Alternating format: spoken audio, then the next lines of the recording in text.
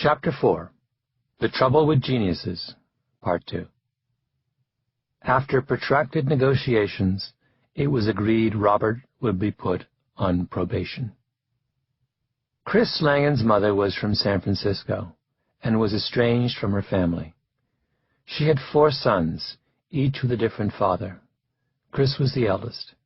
His father disappeared before Chris was born. He was said to have died in Mexico. His mother's second husband was murdered. Her third committed suicide. Her fourth was a failed journalist named Jack Langan. To this day, I haven't met anyone who was as poor when they were kids as our family was, Chris Langan says. We didn't have a pair of matched socks. Our shoes had holes in them. Our pants had holes in them. We only had one set of clothes. I remember my brothers and I going to the bathroom and using the bathtub to wash our only set of clothes, and we were bare-ass naked when we were doing that because we didn't have anything else to wear. Jack Langan would go on drinking sprees and disappear. He would lock the kitchen cabinets so the boys couldn't get to the food. He used a bullwhip to keep the boys in line. He would get jobs and then lose them, moving the family on to the next town. One summer, the family lived on an Indian reservation in a teepee, subsisting on government surplus peanut butter and cornmeal. For a time, they lived in Virginia City, Nevada. There was only one law officer in town, and when the Hells Angels came to town, he would crouch down in the back of his office, Mark remembers. There was a bar there, I'll always remember. It was called the Bucket of Blood Saloon. When the boys were in grade school, the family moved to Bozeman, Montana. One of Chris's brothers spent time in a foster home. Another was sent to reform school. I don't think the school ever understood just how gifted Christopher was, his brother Jeff says. He sure as hell didn't play it up. This was Bozeman. It wasn't like it is today. It was a small hick town when we were growing up.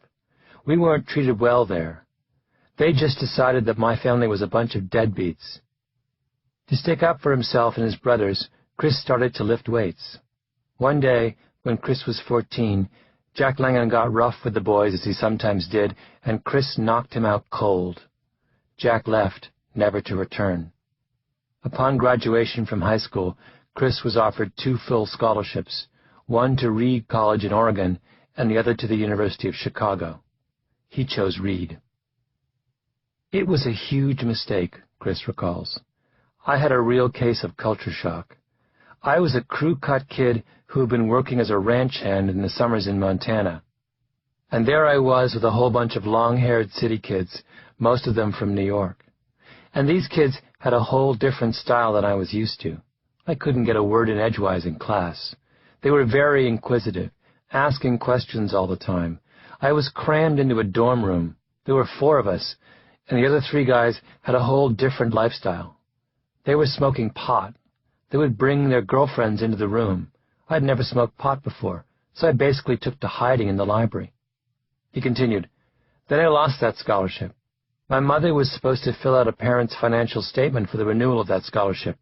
She neglected to do so. She was confused by the requirements or whatever. At some point, it came to my attention that my scholarship had not been renewed.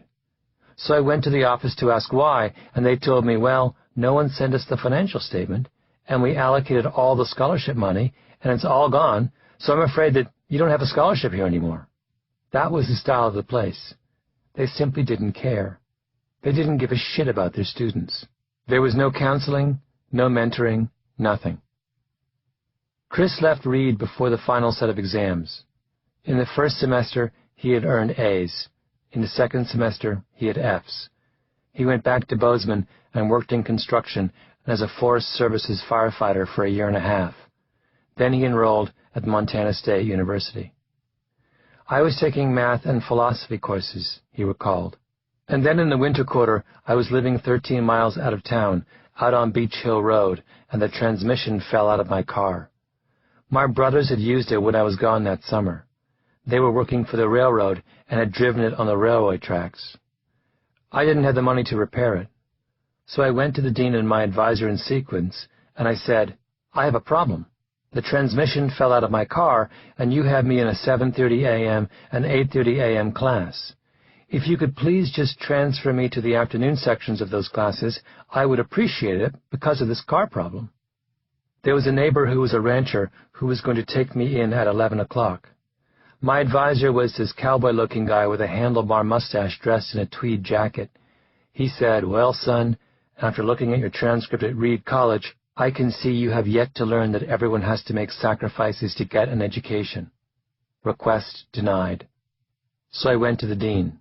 Same treatment. His voice grew tight. He was describing things that had happened over 30 years ago, but the memory still made him angry.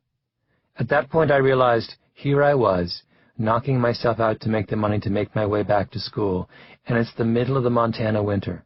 I am willing to hitchhike into town every day, do whatever I had to do, just to get into school and back, and they are unwilling to do anything for me. So bananas. And that was the point I decided I could do without the higher education system. Even if I couldn't do without it, it was sufficiently repugnant to me that I wouldn't do it anymore. So I dropped out of college. Simple as that. Chris Langan's experiences at Rita, Montana State represented a turning point in his life. As a child, he had dreamt of becoming an academic. He should have gotten a Ph.D. Universities are institutions structured in large part for people with his kind of deep intellectual interests and curiosity. Once he got into the university environment, I thought he would prosper. I really did, his brother Mark says. I thought he would somehow find a niche. It made absolutely no sense to me when he left that. Without a degree, Langan floundered. He worked in construction. One frigid winter, he worked on a clam boat in Long Island. He took factory jobs and minor civil service positions and eventually became a bouncer in a bar on Long Island, which was his principal occupation through much of his adult years. Through it all, he continued to read deeply in philosophy, mathematics, and physics as he worked on a sprawling treatise he calls the CTMU, the Cognitive Theoretical Model of the Universe. But without academic credentials, he despairs of ever getting published in a scholarly journal. "I'm a guy who has a year and a half of college," he says with a shrug.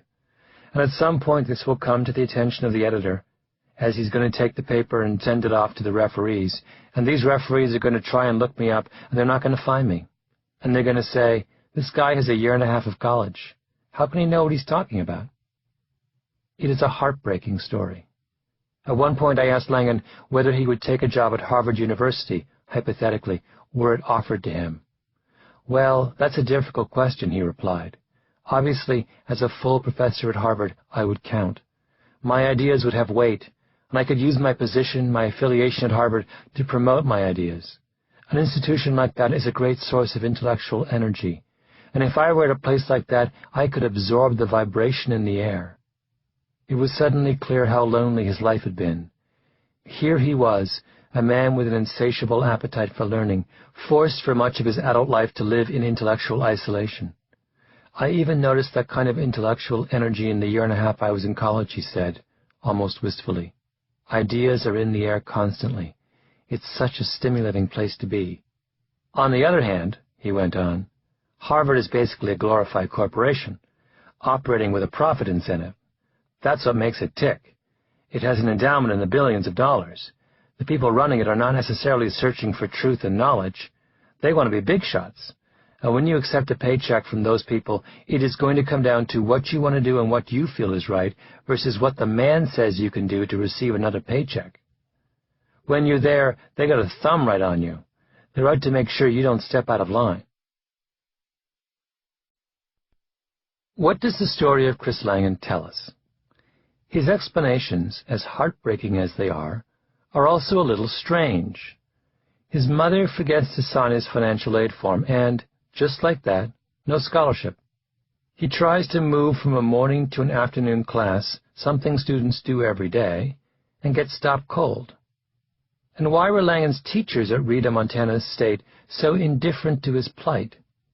Teachers typically delight in minds as brilliant as his. Langan talks about dealing with Rita, Montana State as if they were some kind of vast and unyielding government bureaucracy.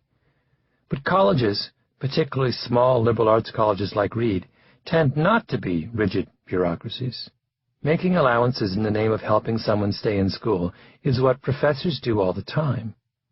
Even in his discussion of Harvard, it's as if Langan has no concept of the culture and particulars of the institutions he's talking about. When you accept a paycheck from these people, it's going to come down to what you want to do and what you feel is right versus what the man says you can do to receive another paycheck. What? One of the main reasons college professors accept a lower paycheck than they could get in private industry is that university life gives them the freedom to do what they want to do and what they feel is right. Langan has Harvard backwards. When Langan told me his life story, I couldn't help but think of the life of Robert Oppenheimer, the physicist who famously headed the American effort to develop the nuclear bomb during World War II. Oppenheimer, by all accounts, was a child with a mind very much like Chris Langan's. His parents considered him a genius. One of his teachers recalled that he received every new idea as perfectly beautiful. He was doing lab experiments by the 3rd grade and studying physics and chemistry by the 5th grade. When he was 9, he once told one of his cousins, "Ask me a question in Latin, and I will answer you in Greek." Oppenheimer went to Harvard and then on to Cambridge University to pursue a doctorate in physics. There, Oppenheimer, who struggled with depression his entire life, grew despondent. His gift was for theoretical physics, and his tutor, a man named Patrick Blackett, who would win a Nobel Prize in 1948, was forcing him to attend to the minutiae of experimental physics, which he hated. He grew more and more emotionally unstable, and then, in an act so strange that to this day no one has properly made sense of it, Oppenheimer took some chemicals from the laboratory and tried to poison his tutor. Blackett, luckily, found out that something was amiss. The university was informed. Oppenheimer was called on the carpet. And what happened next is every bit as unbelievable as the crime itself. Here is how the incident is described in American Prometheus, Kai Bird and Martin Sherwin's biography of Oppenheimer. After protracted negotiations, it was agreed that Robert will be put on probation and have regular sessions with a prominent Harley Street psychiatrist in London. Probation? Here we have two very brilliant young students who run into a problem that imperils their college careers. Langan's mother has missed a deadline for his financial aid. Oppenheimer has tried to poison his professor. To continue on, they are required to plead their case to authority. And what happens? Langan gets his scholarship taken away, and Oppenheimer gets sent to a psychiatrist. Oppenheimer and Langan might both be geniuses, but in other ways they could not be more different. The story of Oppenheimer's appointment to be scientific director of the Manhattan Project 20 years later is perhaps an even better example of this difference. The general in charge of the Manhattan Project was Leslie Groves, and he scoured the country trying to find the right person to lead the atomic bomb effort. Oppenheimer, by rights, was a long shot. He was just 38 and junior to many of the people who he would have to manage. He was a theorist, and this was a job that called for experimenters and engineers. His political affiliations were dodgy. He had all kinds of friends who were communists. Perhaps more importantly, he had never had any administrative experience. He was a very impractical fellow, one of Oppenheimer's friends later said. He walked about with scuffed shoes and a funny hat, and more important, he didn't know anything about equipment. As one Berkeley scientist put it more succinctly, he couldn't run a hamburger stand. Oh, and by the way, in graduate school, he tried to kill his professor. This was the resume of the man who was trying out for what might be said, without exaggeration, to be one of the most important jobs of the 20th century. And what happened? The same thing that happened 20 years earlier at Cambridge. He got the rest of the world to see things his way. Here are Bird and Sherwin again. Oppenheimer understood that Groves guarded the entrance to the Manhattan Project, and he therefore turned on all his charm and brilliance. It was an irresistible performance. Groves was smitten. "He's a genius," Groves later told a reporter. "A real genius." Groves was an engineer by training, with a graduate degree from MIT, and Oppenheimer's great insight was to appeal to that side of Groves. Bird and Sherwin go on, Oppenheimer was the first scientist Groves had met on his tour of potential candidates who grasped that building an atomic bomb required finding practical solutions to a variety of cross-disciplinary problems. Groves found himself nodding in agreement when Oppenheimer pitched the notion of a central laboratory devoted to this purpose, where, as he later testified, we could come to grips with chemical, metallurgical, engineering, and ordnance problems that had so far received no consideration. Would Oppenheimer have lost his scholarship at Reed? Would he have been unable to convince his professors to move his classes to the afternoon? Of course not. And that's not because he was smarter than Chris Langan. It's because he possessed the kind of savvy that allowed him to get what he wanted from the world. They required that everyone take introductory calculus, Langan said of his brief stay at Montana State, and I happened to get a guy who taught it in a very dry, very trivial way. I didn't understand why he was teaching it this way, so I asked him questions. I actually had to chase him down to his office. I asked him, "Why are you teaching this way? Why do you consider this practice to be relevant to calculus?" And this guy, this tall, lanky guy, always had sweat stains under his arms. He turned and looked at me and said, "You know, there's something you should probably get straight. Some people just don't have the intellectual firepower to be mathematicians." There they are, the professor and the prodigy. And what the prodigy clearly wants is to be engaged at long last with a mind that loves mathematics as much as he does. But he fails. In fact, and this is the most heartbreaking part of all, he manages to have an entire conversation with his calculus professor without ever communicating the one fact most likely to appeal to a calculus professor. The professor never realizes that Chris Langan is good at calculus. The particular skill that allows you to talk your way out of a murder rap or convince your professor to move you from the morning to the afternoon section is what the psychologist Robert Sternberg calls practical intelligence.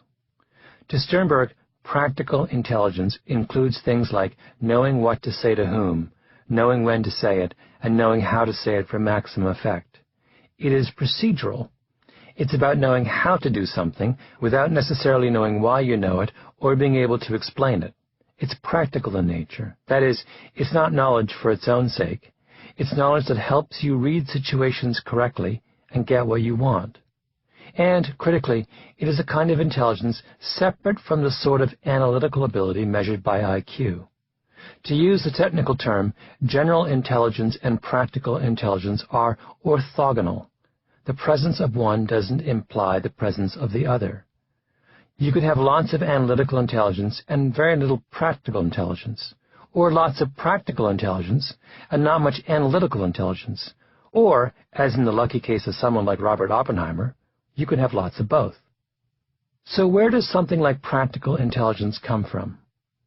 We know where analytical intelligence comes from. It's something, at least in part, that's in your genes. Chris Langan started talking at 6 months. He taught himself to read at 3. He was born smart. IQ is a measure, to some degree, of innate ability. But social savvy is knowledge. It's a set of skills that have to be learned. It has to come from somewhere. And the place where we seem to get these kinds of attitudes and skills is from our families. Perhaps the best explanation we have of this process comes from the University of Maryland sociologist Annette Leroux, who a few years ago conducted a fascinating study of a group of third graders. She picked both blacks and whites, and children from both wealthy homes and poor homes, zeroing in, ultimately, on 12 families. Leroux and her team visited each family at least 20 times for hours at a stretch. She and her assistants told their subjects, "Just treat us like the family dog." And they followed them to church and to soccer games and to doctor's appointments with a tape recorder in one hand and a notepad in the other. You might expect that if you spent such an extended period in 12 different households, what you would gather is 12 different ideas about how to raise children. There would be the strict parents and the lax parents and the hyper-involved parents and the mellow parents and on and on. What Leroux found, however, is something much different. There seemed to be only 2 parenting philosophies, and they divided almost perfectly along class lines. The wealthier parents raised their kids one way, and the poorer parents raised their kids another way. The wealthier parents were heavily involved in their children's free time, shuttling them from one activity to the next, quizzing them about their coaches and teammates. One of the well-off children Leroux followed played on a baseball team, 2 soccer teams, a swim team, and a basketball team in the summer, played in an orchestra, and took piano lessons.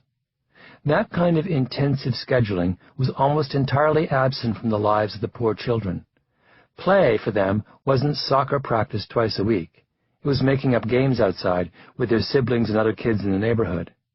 What a child did was considered by his or her parents as something separate from the adult world and not particularly consequential. One girl from a working-class family, Katie Brindle, sang in a choir after school, but she signed up for it herself and walked to choir practice on her own. Leroux writes, "What Mrs. Brindle doesn't do that is routine for middle-class mothers is view her daughter's interest in singing as a signal to look for other ways to help her develop that interest into a formal talent. Similarly, Mrs. Brindle does not discuss Katie's interest in drama or express regret that she cannot afford to cultivate her daughter's talent. Instead, she frames Katie's skills and interests as character traits. Singing and acting are part of what makes Katie, Katie. She sees the shows her daughter puts on as cute and as a way for Katie to get attention." The middle-class parents would talk things through with their children, reasoning with them. They didn't just issue commands. They expected their children to talk back to them, to negotiate, to question adults in positions of authority. If their children are doing poorly, the wealthier parents challenge teachers. They intervene on behalf of their kids. One child Leroux follows just misses qualifying for a gifted program. Her mother arranges for her to be retested privately, petitions the school, and gets her daughter admitted. The poor parents, by contrast, are intimidated by authority. They react passively and stay in the background. Leroux writes of one low-income parent, "At a parent-teacher conference, for example, Mrs. McAllister, who is a high school graduate, seems subdued. The gregarious and outgoing nature she displays at home is hidden in this setting. She sits hunched over in the chair, and she keeps her jacket zipped up. She's very quiet. When the teacher reports that Harold has not been turning in his homework, Mrs. McAllister clearly is flabbergasted, but all she says is, 'He did it at home.' She does not follow up with the teacher or attempt to intervene on Harold's behalf. In her view, it is up to the teachers to manage her son's education. That is their job, not hers." Leroux calls the middle-class parenting style concerted cultivation. It's an attempt to actively foster and assess a child's talents, opinions, and skills. Poor parents tend to follow, by contrast, a strategy of accomplishment of natural growth. They see their responsibility to care for their children, but to let them grow and develop on their own. Leroux stresses that one style isn't morally better than the other. In fact, the poorer children were, to her mind, often better behaved, less whiny, more creative in making use of their own time, and had a well-developed sense of independence. But in practical terms, concerted cultivation has enormous advantages. The heavily scheduled middle-class child is exposed to a constantly shifting set of experiences. She learns teamwork and how to cope in highly structured settings. She is taught how to interact comfortably with adults and to speak up when she needs to. In Leroux's words, the middle-class children learn a sense of entitlement. That word, of course, has negative connotations these days, but Leroux means it in the best sense of the term. They acted as though they had a right to pursue their own individual preferences and to actively manage interactions in institutional settings. They appeared comfortable in those settings. They were open to sharing information and asking for attention. It was common practice among middle-class children to shift interactions to suit their preferences. They knew the rules. Even in 4th grade, Leroux goes on, middle-class children appeared to be acting on their own behalf to gain advantages. They made special requests of teachers and doctors to adjust procedures to accommodate their desires.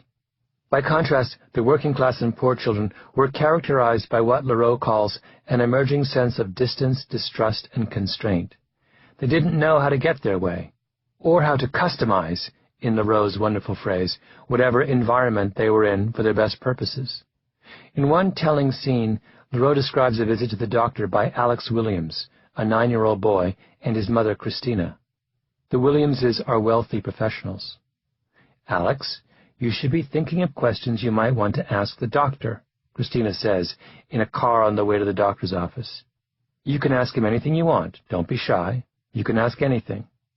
Alex thinks for a moment, then says, "I have some bumps under my arms from my deodorant." Christina, "Really? You mean from your new deodorant?" Alex, "Yes." Christina, "Well, you should ask the doctor." Alex's mother, Leroux writes, is teaching that he has the right to speak up, that even though he's going to be in a room with an older person of authority, it's perfectly all right for him to assert himself. They meet the doctor, a genial man in his early 40s. He tells Alex that he's in the 95th percentile in height. Alex then interrupts. "Alex, I'm in the what?" "Doctor, it means that you're taller than more than 95 out of 100 young men when they're 10 years old." Alex, "I'm not 10. Doctor, "Well, they graft you at 10. You're 9 years and 10 months. They usually take the closest year to that graph." Look at how easily Alex interrupts the doctor. "I'm not 10. That's entitlement. His mother permits that casual incivility because she wants him to learn to assert himself with people in positions of authority. The doctor turns to Alex. "Well now, the most important question. Do you have any questions you want to ask me before I do your physical?" Alex, only one. I've been getting some bumps on my arms, right around here." He indicates his underarms. "Doctor, underneath?" Alex, "Yeah." Doctor, "Okay. I'll have to take a look at those when I come in closer to do the checkup, and I'll see what they are and what I can do. Do they hurt or itch?" Alex, "No, they're just there." Doctor, "Okay. I'll take a look at those bumps for you." This kind of interaction simply doesn't happen with lower-class children, Leroux says. They would be quiet and submissive, with eyes turned away. Alex takes charge of the moment. In remembering to raise the question he prepared in advance, he gains the doctor's full attention and focuses it on an issue of his choosing, Leroux writes. In doing so, he successfully shifts the balance of power away from the adults and towards himself. The transition goes smoothly. Alex is used to being treated with respect. He is seen as special and as a person worthy of adult attention and interest. These are key characteristics of the strategy of concerted cultivation. Alex is not showing off during his checkup. He is behaving much as he does with his parents. He reasons, negotiates, and jokes with equal ease. It is important to understand where the particular mastery of that moment comes from. It's not genetic. Alex Williams didn't inherit the skills to interact with authority figures from his parents and grandparents the way he inherited the color of his eyes. Nor is it racial. It's not a practice specific to either black or white people. As it turns out, Alex Williams is black and Katie Brindle is white. Alex has those skills because over the course of his young life, his mother and father, in the manner of educated families, have painstakingly taught them to him, nudging and prodding and encouraging and showing him the rules of the game, right down to that little rehearsal in the car on the way to the doctor's office. When we talk about the advantages of class, Leroux argues, this is in large part what we mean.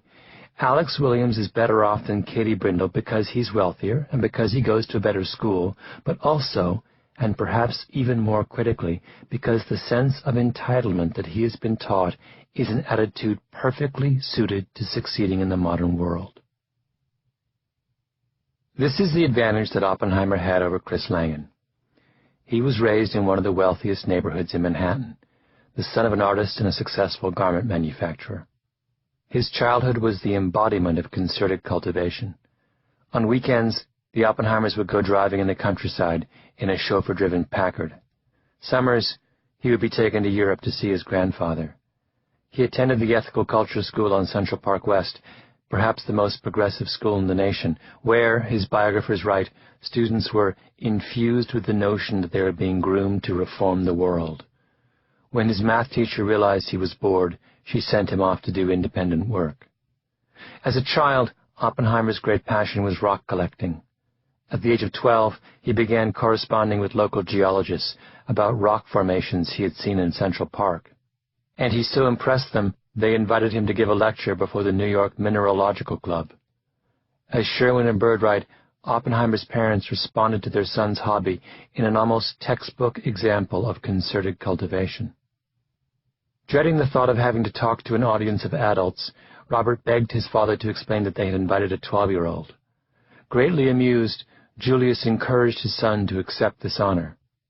On the designated evening, Robert showed up at the club with his parents, who proudly introduced their son as J. Robert Oppenheimer. The startled audience of geologists and amateur rock collectors burst out laughing when he stepped up to the podium. A wooden box had to be found for him to stand on so the audience could see more than the shock of his wiry black hair sticking up above the lectern. Shy and awkward, Robert nonetheless read his prepared remarks and was given a hearty round of applause. Is it any wonder Oppenheimer handled the challenges of his life so brilliantly? If you are someone whose father has made his way up in the business world, then you've seen firsthand what it means to negotiate your way out of a tight spot. If you're someone who was sent to the ethical culture school, then you aren't going to be intimidated by a row of Cambridge dons arrayed in judgment against you. If you studied physics at Harvard, then you know how to talk to an army general who did engineering just down the road at MIT. Chris Langan, by contrast, had only the bleakness of Bozeman and a home dominated by an angry, drunken stepfather. Langan did this to all of us, said Mark. We all have a true resentment of authority. That was the lesson Langan learned from his childhood. Distrust authority. Be independent. He never had a parent teach him, on the way to the doctor, how to speak up for himself and reason and negotiate with those in positions of authority. He didn't learn entitlement. He learned distrust, distance, and constraint. It may seem like a small thing, but it's a crippling handicap in navigating the world beyond Bozeman. I couldn't get any financial aid either, Mark went on. We had just zero knowledge, less than zero knowledge of the process. How to apply, the forms, checkbooks. It was not our environment. If Christopher had been born into a wealthy family, if he was the son of a doctor who was well connected in some major market, I guarantee you he would have been one of those guys you read about, knocking back PhDs at 17, his brother Jeff says. It's the culture you find yourself in that determines that. The issue with Chris is that he was always too bored to actually sit there and listen to his teachers. If someone had recognized his intelligence, and if he was from a family where there was some kind of value on education, they would have made sure he wasn't bored. When the termites were into their adulthood, Terman looked at the records of 730 of the men and divided them into three groups. 150, the top 20%, fell into what Terman called the A group. These were the true success stories, the stars, the lawyers and physicians and engineers and academics. 90% of the A's graduated from college, and between them had earned 98 graduate degrees.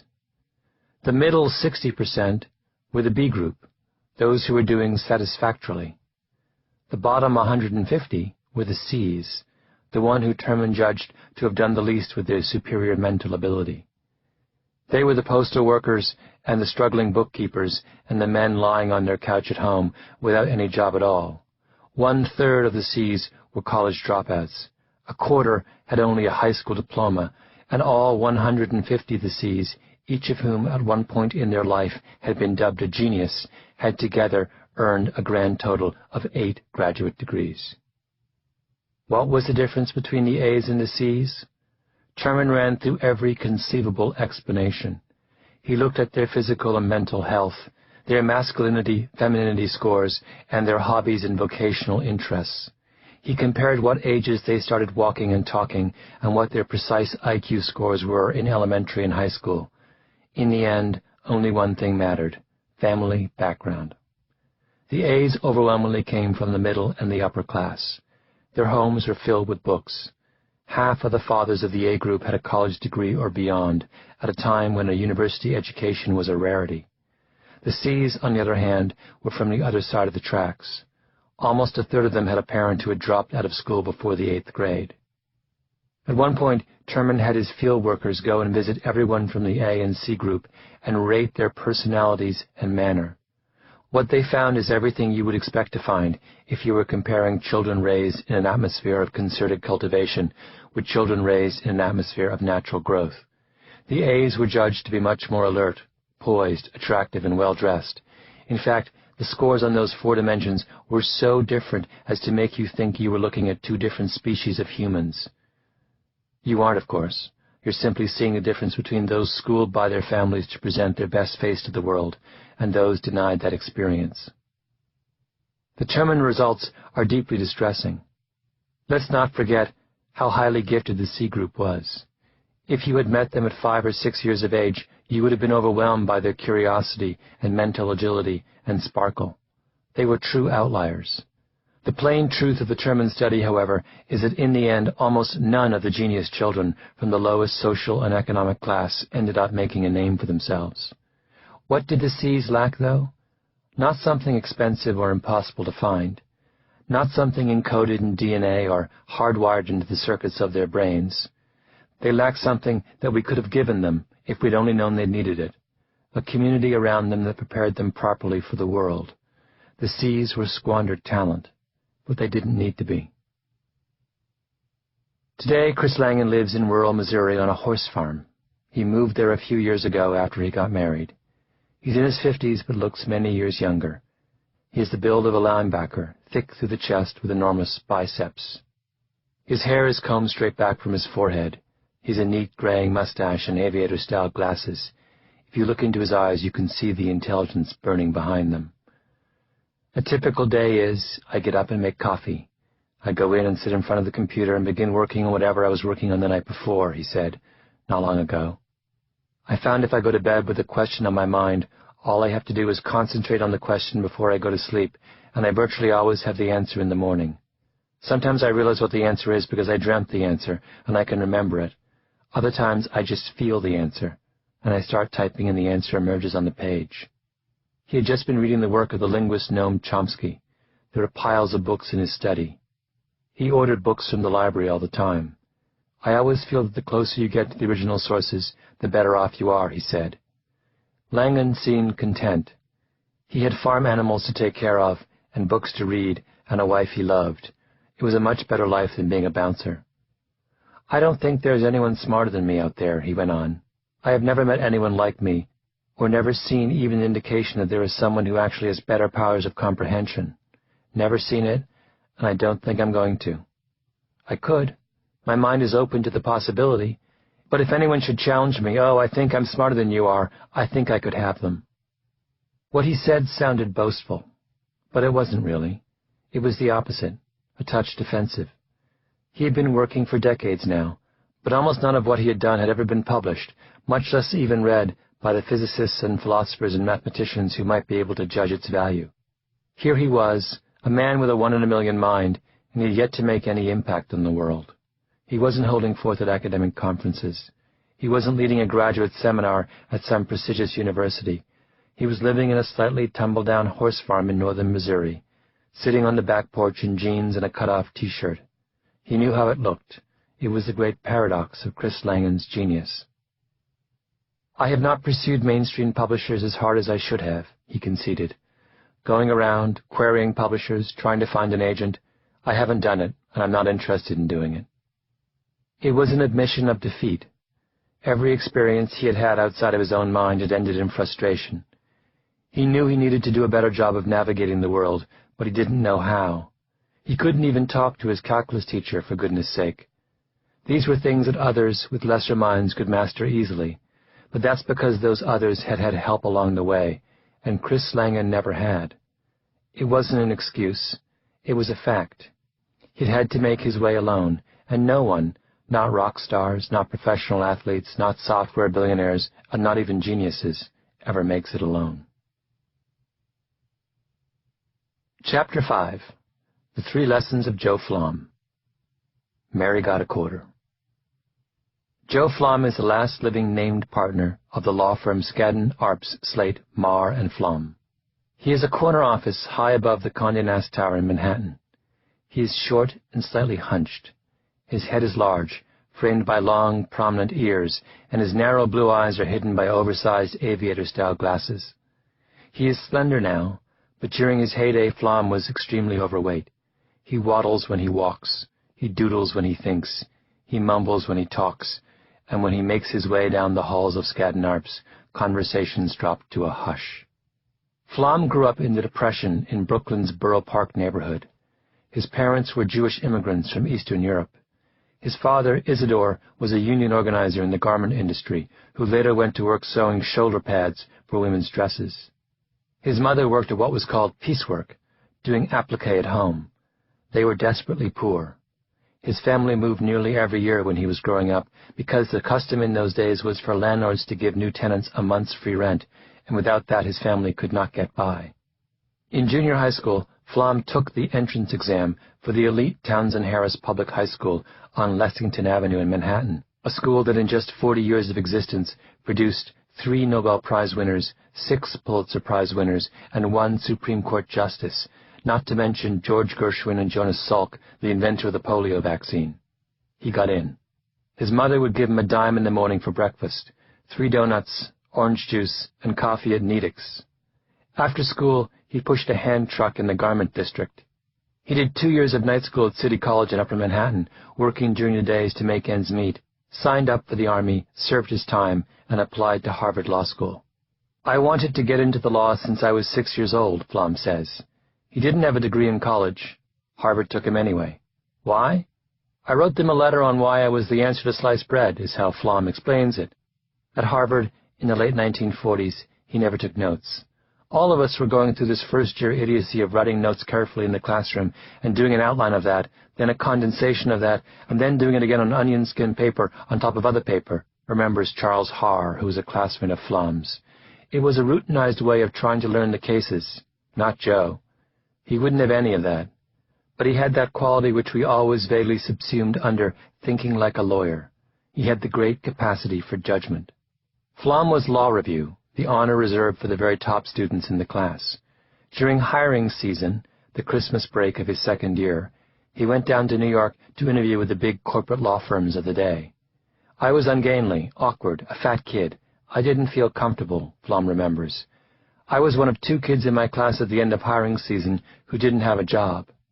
Then one day, one of my professors said that there are these guys starting a firm. I had a visit with them, and the entire time I met with them, they were telling me what the risks were of going with a firm that didn't have a client. The more they talked, the more I liked them. So I said, what the hell? I'll take a chance."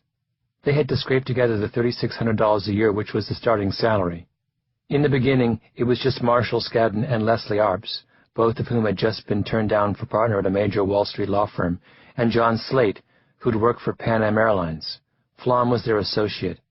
They had a tiny suite of offices on the top floor of the Lehman Brothers building on Wall Street. "What kind of law did we do?" Flom says, laughing. "Whatever came in the door." In 1954, Flom took over as Skadden's managing partner, and the firm began to grow by leaps and bounds. Soon it had 100 lawyers, then 200. When it hit 300, one of Flom's partners, Morris Kramer, came to him and said he felt guilty about bringing in young law school graduates. Skadden was so big, Kramer said, that it was hard to imagine the firm growing beyond that and being able to promote any of those new hires. Flom told him, we'll go to 1,000. Flom never lacked for ambition. Today, Skadden has nearly 2,000 attorneys in 23 offices around the world and earns well over $1 billion a year, making it one of the largest and most powerful law firms in the world. In his office, Flom has pictures of himself with George Bush Sr. and Bill Clinton. He lives in a sprawling apartment in a luxurious building on Manhattan's Upper East Side. For a period of almost 30 years, if you were a Fortune 500 company about to be taken over or trying to take someone else over, or merely a big shot in some kind of fix, Joseph Flom has been your attorney and Skadden has been your law firm, and if they weren't, you probably wish they were. I hope by now that you are skeptical of this kind of story. Brilliant immigrant kid, overcomes poverty and the Depression, can't get a job at a stuffy downtown law firm, makes it on his own through sheer hustle and ability. It's a rags-to-riches story. And everything we've learned so far from hockey players and software billionaires and the termites suggests that success doesn't happen that way. Successful people don't do it alone. Where they come from matters. They're products of particular places and environments. Just as we did then with Bill Joy and Chris Langan, let's start over with Joseph Flom, this time putting to use everything we've learned from the first half of this book. No more talk of Joe Flom's intelligence or personality or ambition, although he obviously has these three things in abundance. No glowing quotations from his clients testifying to his genius.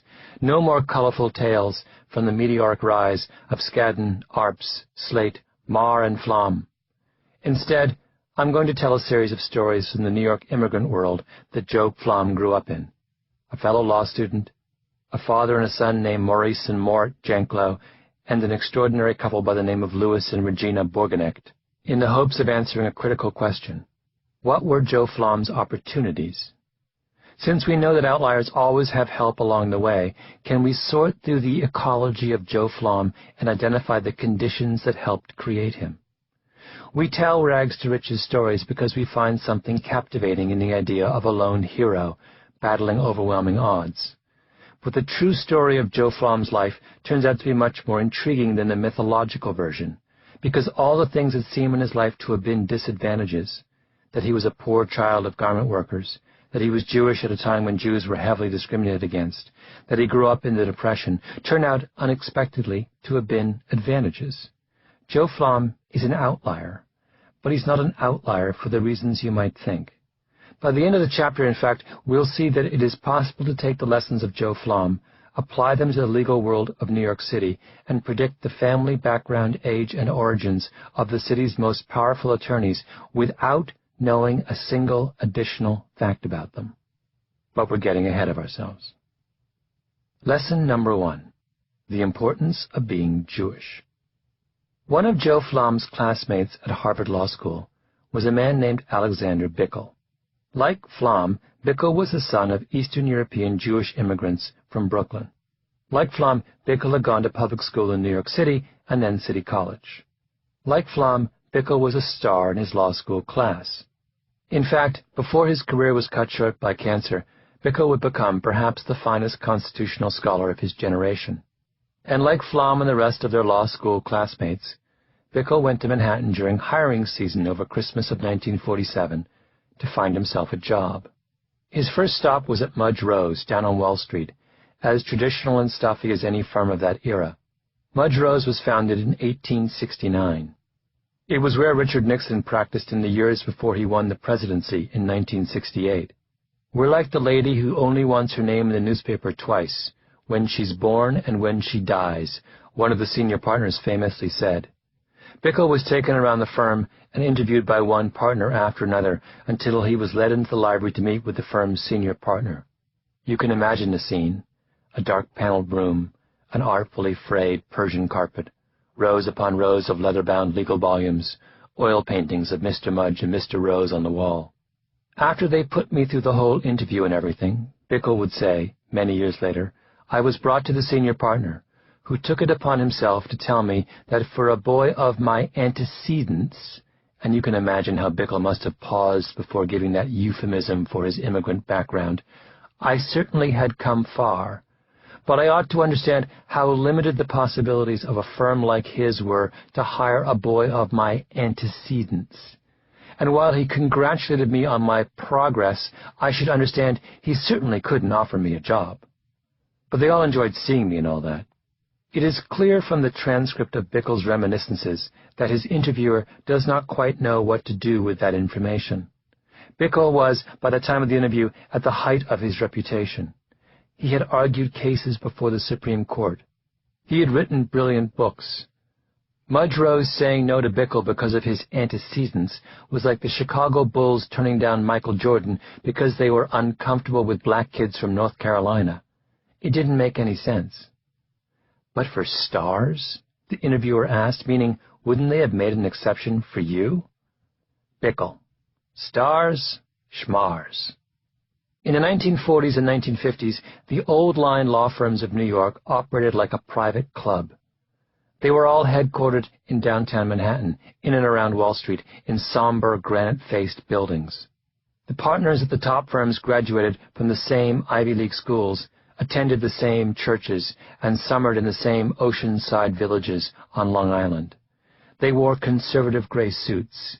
Their partnerships were known as white shoe firms, in apparent reference to the white bucks favored at the country club or a cocktail party. And they were very particular in whom they hired. As Irwin Smigel wrote in The Wall Street Lawyer, his study of the old-line New York legal establishment, they were looking for lawyers who are Nordic, have pleasing personalities and clean-cut appearances, are graduates of the right schools, have the right social background and experience in the affairs of the world, and are endowed with tremendous stamina. A former law school dean, in discussing the qualities students needed to obtain a job, offers a somewhat more realistic picture. To get a job, the students should be long enough on family connections, long enough on ability, or long enough on personality, or a combination of these. Something called acceptability is made up of the sum of its parts. If a man has any of these things, he could get a job. If he has 2 of them, he can have a choice of jobs. If he has 3, he could go anywhere. Bickle's hair was not fair. His eyes were not blue. He spoke with an accent, and his family connections consisted principally of being the son of Solomon and Yetta Bickle of Bucharest, Romania, by way, most recently, of Brooklyn. Flom's credentials were no better. He says he felt uncomfortable when he went for his interviews downtown, and of course he did. He was short and ungainly and Jewish, and talked with the flat, nasal tones of his native Brooklyn, and you can imagine how he would have been perceived by some silver-haired patrician in the library. If you were not of the right background and religion and social class, and you came out of law school in that era, you joined some smaller, second-rate upstart law firm on a rung below the big names downtown, or you simply went into business for yourself and took whatever came in the door, that is, whatever legal work the big downtown law firms did not want for themselves. That seems horribly unfair, and it was, but as is so often the case with outliers, buried in that setback was a golden opportunity. The old-line Wall Street law firms had a very specific idea about what it was that they did. They were corporate lawyers. They represented the country's largest and most prestigious companies, and represented meant that they handled the taxes and the legal work behind the issuing of stocks and bonds and made sure their clients did not run afoul of federal regulators. They did not do litigation. That is, they rarely had a division dedicated to defending and filing lawsuits. As Paul Cravath, one of the founders of Cravath, Swaine & Moore, one of the very whitest of the white shoe firms, once put it, the lawyer's job was to settle disputes in the conference room, not the courtroom. Among my classmates at Harvard, the thing that bright young guys did was securities law or tax, another white shoe partner remembers. Those were the distinguished fields. Litigation was for hams, not for serious people. Corporations just didn't sue each other in those days. What the old-line firms also did not do was involve themselves in hostile corporate takeovers. It's hard to imagine today, when corporate raiders or private equity firms are constantly swallowing up one company after another, but until the 1970s, it was considered scandalous for one company to buy another company without the target agreeing to be bought. Places like Mudge Rose and the other establishment firms on Wall Street would not touch those kinds of deals. The problem with hostile takeovers is that they were hostile, says Stephen Brill, who founded the trade magazine American Lawyer. It wasn't gentlemanly. If your best buddy from Princeton is the CEO of Company X, and he's been coasting for a long time, and some corporate raider shows up and says this company sucks, it makes you uncomfortable. You think, if he goes, then maybe I go too. It's this whole notion of not upsetting the basic calm and stable order of things. The work that came in the door to the generation of Jewish lawyers coming out of the Bronx and Brooklyn in the 1950s and 1960s then was the work the white shoe firms disdained, litigation and, more importantly, proxy fights, which were the legal maneuver at the center of any hostile takeover bid.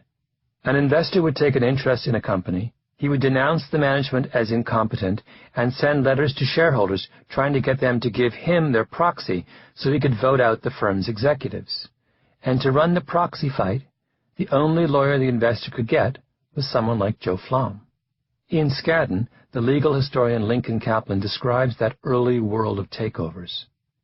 The winner of a proxy contest was determined in the snake pit, Officially, it was called the counting room.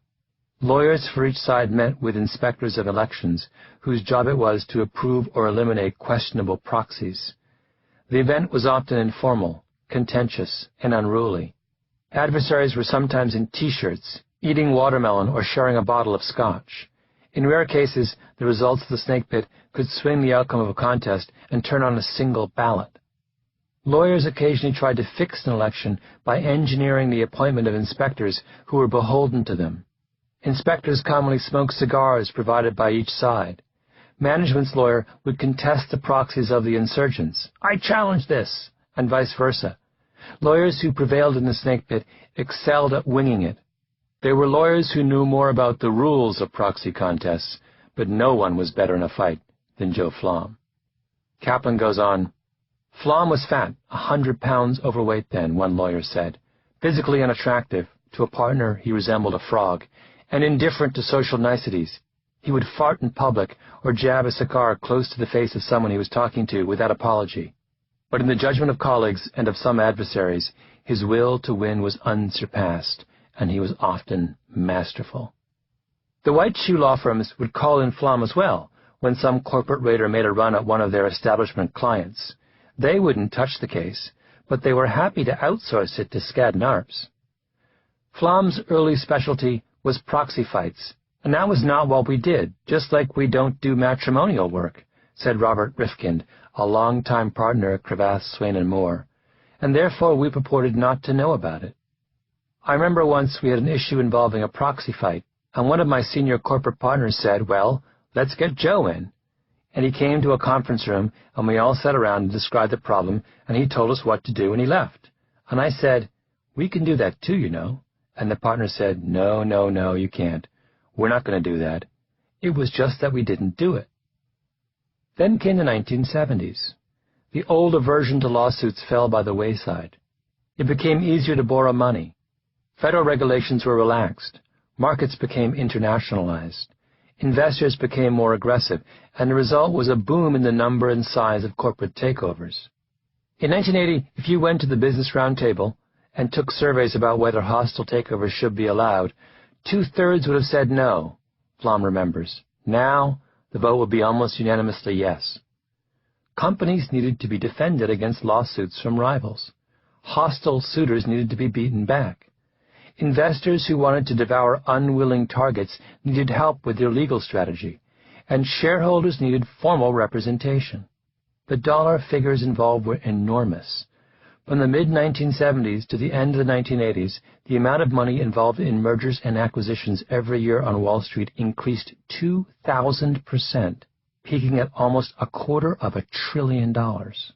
All of a sudden, the things that the old line law firms didn't want to do, hostile takeovers and litigation, were the things that every law firm wanted to do. And who was the expert in these two suddenly critical areas of law? The once marginal second-tier law firms started by the people who couldn't get jobs at the downtown law firms 10 and 15 years earlier. They, the white shoe firms, thought hostile takeovers were beneath contempt until relatively late in the game. And until they decided that, hey, maybe we ought to be in that business, they left me alone, Flom said. And once you get the reputation for doing that kind of work, the business comes to you first. Think of how similar this is to the stories of Bill Joy and Bill Gates. Both of them toiled away in relatively obscure fields without any great hopes for worldly success. But then, boom, the personal computer revolution happened, and they had their 10,000 hours in. They were ready. Flom had the same experience. For 20 years he perfected his craft at Skadden Arps. Then the world changed, and he was ready.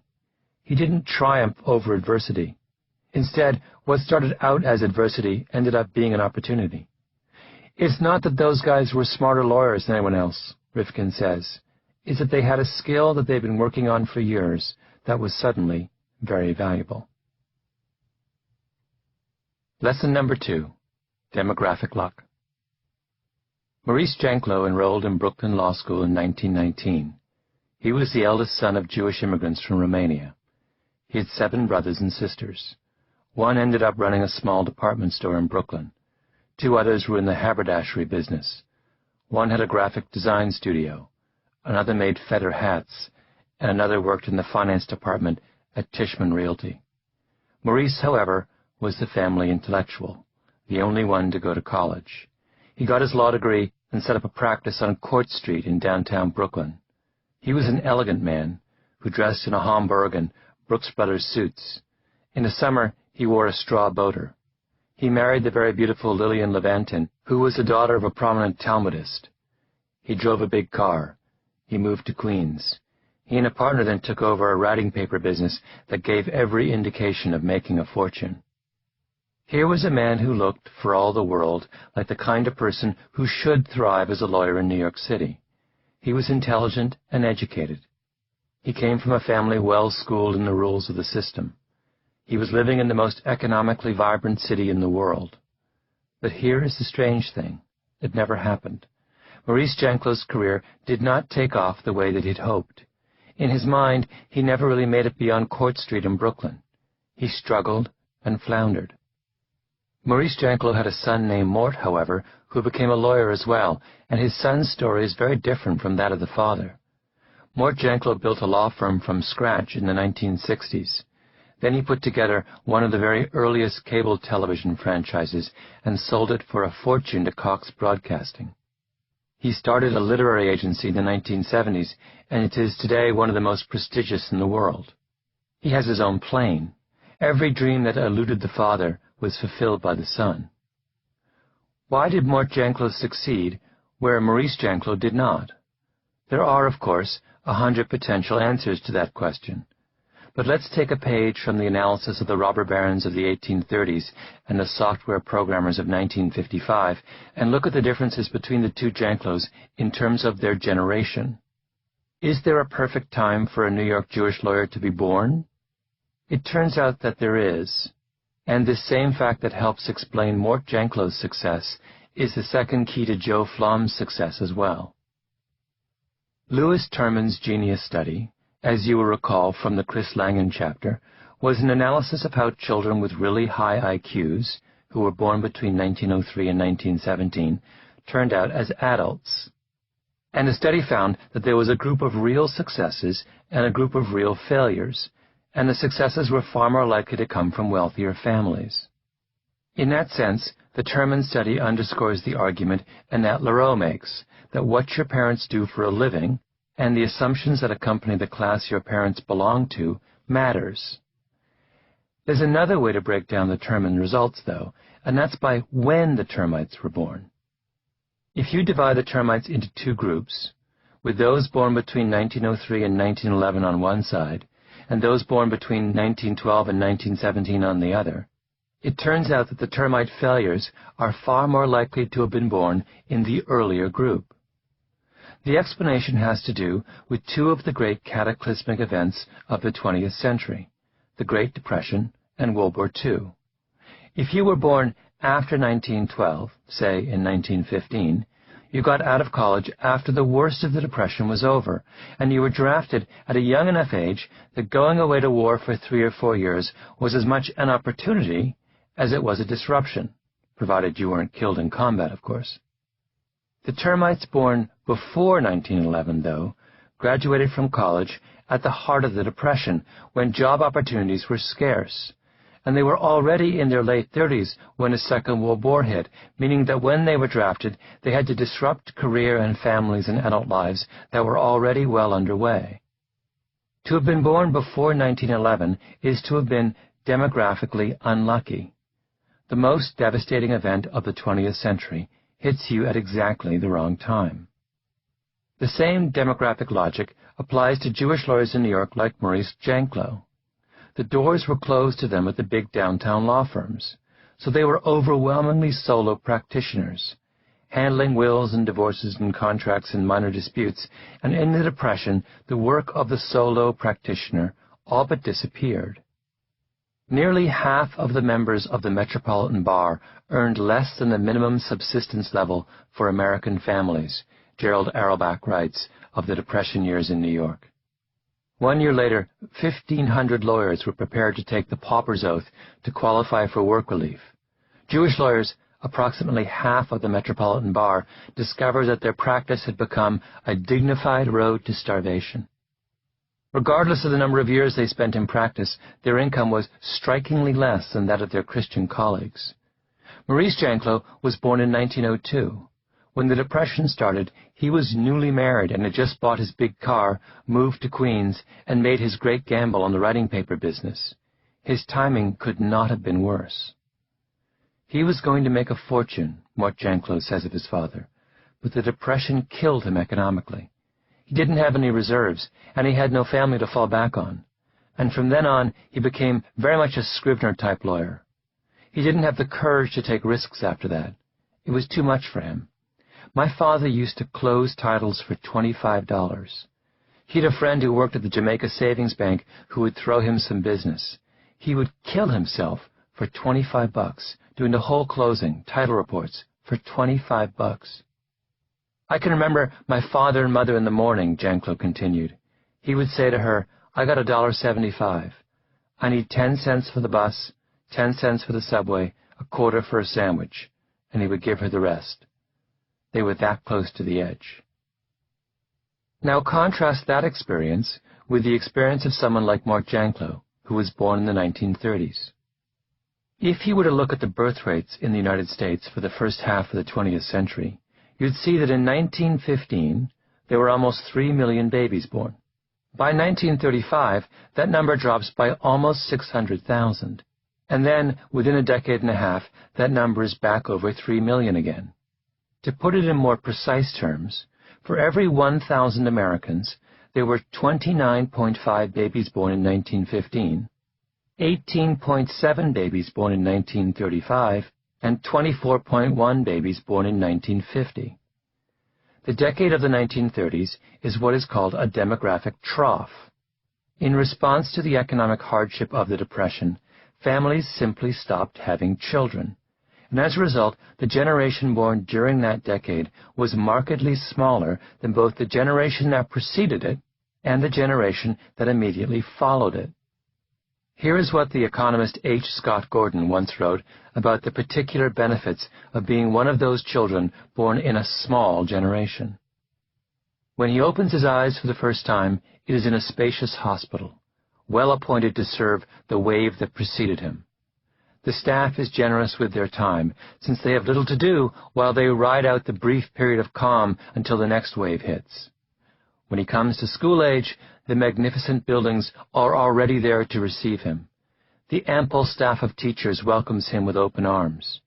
In high school, the basketball team is not as good as it was, but there is no problem getting time on the gymnasium floor. The university is a delightful place.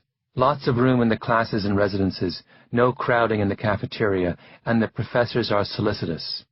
Then he hits the job market. The supply of new entrants is low, and the demand is high because there's a large wave coming behind him, providing a strong demand for the goods and services of his potential employers. In New York City, the early 1930s cohort were so small that their class sizes were at least half of what they had been 25 years earlier. The schools were new, built for the big generation that had come before, and the teachers had what in the Depression was considered a high-status job. The New York City public schools of the 1940s were considered the best schools in the country, says Diane Ravitch, a professor at New York University, who has written widely on the city's educational history. There was this generation of educators in the 30s and 40s who would have been in another time and place college professors. They were brilliant, but they couldn't get jobs they wanted. And public teaching was what they did because it was security and it had a pension and you didn't get laid off. That same dynamic benefited the members of that generation when they went off to college. Here is Ted Friedman, one of the top litigators in New York in the 1970s and 1980s. Like Flom, he grew up poor, the child of struggling Jewish immigrants. My options were City College and the University of Michigan, Friedman says.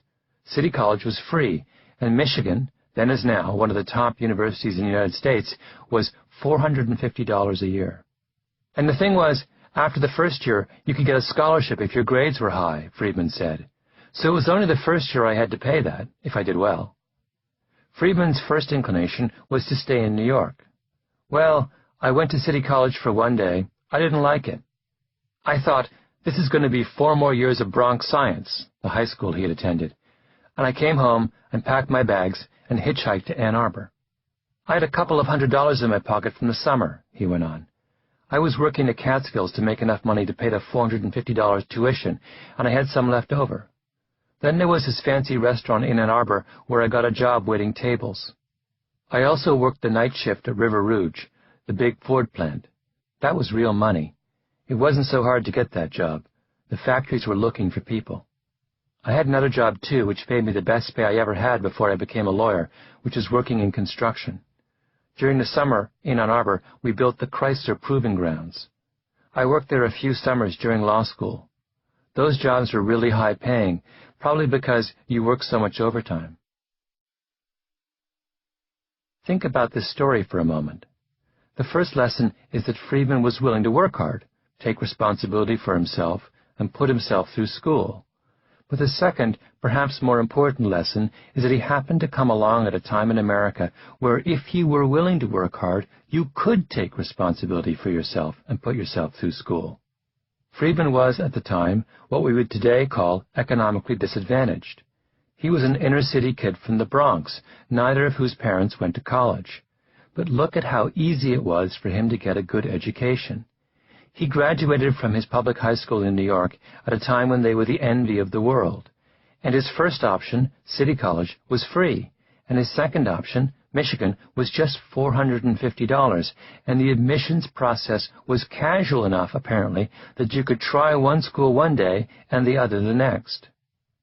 And how did you get there? You hitchhiked, with the money that you made in the summer in your pocket, and when you arrived, you immediately got a series of really good jobs to help pay your way, because the factories were looking for people. And of course they were. They had to feed the needs of the big generation just ahead of those born in the demographic trough of the 1930s, and the big generation of baby boomers coming up behind them. The sense of possibility so necessary for success comes not just from inside of us, or from our parents. It comes from our time, from the particular opportunities that our particular place in history present us with. For a young would-be lawyer, being born in the early 1930s was a magic time, just as being born in 1955 was for a software programmer, or being born in 1835 was for an entrepreneur. Today, Mort Janklow has an office high above Park Avenue, filled with gorgeous works of modern art, a Dubuffet, an Anselm Kiefer. He tells hilarious stories. My mother had two sisters. One lived to be 99, the other died at 90. The 99-year-old was a smart woman. She married my Uncle Al, who was the chief of sales for Maidenform. Once I said to him, "What's the rest of the country like, Uncle Al?" And he said, "Kiddo, when you leave New York, every place is Bridgeport." Janklow gives the sense that the world is his for the taking. I've always been a big risk-taker, he says. When I built the cable company in the early stages, I was making deals where I would have been bankrupt if I hadn't pulled it off. I had confidence that I could make it work. Mort Janklow went to New York City public schools when they were at their best. Maurice Janklow went to New York City public schools when they were at their most crowded. Mort Janklow went to Columbia University Law School because demographic trough babies have their pick of selective schools. Maurice Janklow went to Brooklyn Law School, which was as good as an immigrant child could do in 1919. Mort Janklow sold his cable business for tens of millions of dollars. Maurice Janklow closed titles for $25. The story of the Janklows tells us that the meteoric rise of Joe Flum could not have happened any time. Even the most gifted of lawyers, equipped with the best of family lessons, cannot escape the limitations of their generation. My mother was coherent until the last 5 or 6 months of her life, Mort Janklow said, and in her delirium she talked about things she'd never talked about before. She shed tears over her friends dying in the 1918 flu epidemic. That generation, my parents' generation, lived through a lot. They lived through that epidemic, which took, 10% of the world's population, panic in the streets, friends dying, and then the First World War, then the Depression, then the Second World War. They didn't have much of a chance. That was a very tough period. My father would have been much more successful in a different kind of world. Lesson number 3. The garment industry and meaningful work. In 1889, Louis and Regina Bourgonet boarded an ocean liner in Hamburg, bound for America. Louis was from Galicia, in what was then Poland. Regina was from a small town in Hungary. They had been married only a few years, and had one small child and a second on the way. For the 13-day journey, they slept on straw mattresses, on a deck above the engine room, hanging tight to their bunk beds as the ship pitched and rolled. They knew one person in New York, Bourgonec's sister Sally, who had immigrated 10 years before. They had enough money to last a few weeks, at best. Like so many other immigrants to America in those years, theirs was a leap of faith. Louis and Regina found a tiny apartment on Eldridge Street in Manhattan's Lower East Side for $8 a month. Louis then took to the streets, looking for work. He saw peddlers and fruit sellers and sidewalks crammed with pushcarts. He saw noise and activity and energy that dwarfed what he had come from in the old world. He was first overwhelmed, then invigorated. He went to his sister's fish store on Ludlow Street and convinced her to give him a consignment of herring on credit. He set up shop on the sidewalk with 2 barrels of fish, hopping back and forth between them, chanting in German, "For frying, for baking, for cooking, good also for eating. Herring will do for every meal, and for every class." By the end of the week, he had cleared $8. By the second week, $13. Those were considerable sums, but Louis and Regina could not see how selling herring on the street would lead to a constructive business. Louis then decided to try being a pushcart peddler. He sold towels and tablecloths without much luck. He switched to notebooks, then bananas, then socks and stockings. Was there really a future in pushcarts? Regina gave birth to a second child, a daughter, and Louis's urgency grew. He now had 4 mouths to feed. The answer came to him after 5 long days of walking up and down the streets of the Lower East Side, just as he was about to give up hope. He was sitting on an overturned box, eating a late lunch of the sandwiches Regina had made for him. It was clothes. Everywhere around him stores were opening. Suits, dresses, overalls, shirts, skirts, blouses, trousers, all ready to be bought and worn. Coming from a world where clothing was made by hand or made to order by tailors, this was a revelation.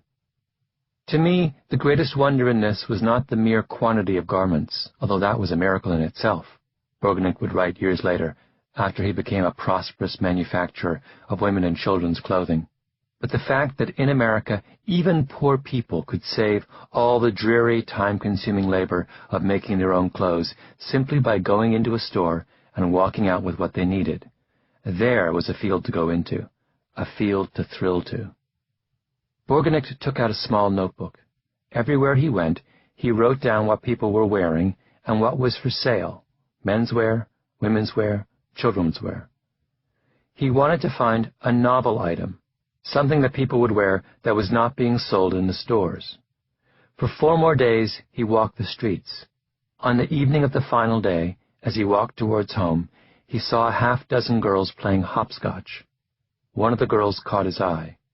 She was wearing a tiny embroidered apron over her dress, cut low in the front with a tie in the back, and it struck him, suddenly, that in his previous days of relentlessly inventorying the clothing shops of the Lower East Side, he had never seen one of those aprons for sale. He came home and told Regina. She had an ancient sewing machine that they had bought upon their arrival in America. The next morning he went to a dry goods store on Hester Street and bought 100 yards of gingham and 50 yards of white crossbar.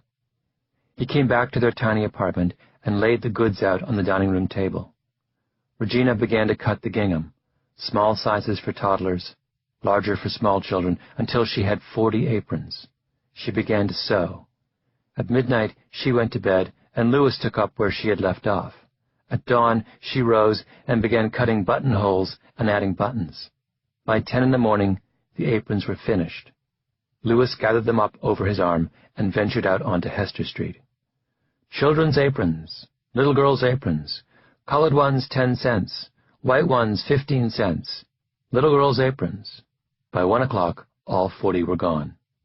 "Ma, we've got our business," he shouted out to Regina after running all the way home from Hester Street. "We made $2.60 in 3 hours of selling." He grabbed her by the waist and began swinging her around and around. "You've got to help me," he cried out. "We'll work together. Ma, this is our business." Jewish immigrants like the Flams and the Borgonecks and the Janklows were not like the other immigrants who came to America in the 19th and early 20th centuries. The Irish and the Italians were peasants, tenant farmers from the impoverished countryside of Europe. Not so the Jews. For centuries in Europe, they had been forbidden from owning land, and so they had clustered in cities and towns, taking up urban trades and professions. 70% of the Eastern European Jews who came through Ellis Island in the 30 years or so before the First World War had some kind of occupational skill. They had owned small groceries or jewelry stores. They had been bookbinders or watchmakers. Overwhelmingly, though, their experience lay in the clothing trade. They were tailors and dressmakers, hat and cap makers, and furriers and tanners. Louis Bourgonect, for example, left the impoverished home of his parents at age 12 to work as a sales clerk in a general store in the Polish town of Brzeżko. When the opportunity came to work in Schnittwarenhandlung, literally the handling of cloth and fabrics, or piece goods as they were known, he jumped at it. In those days, the piece goods man was clothier to the world, he writes, and of the three fundamentals required for life in that simple society, food and shelter were humble.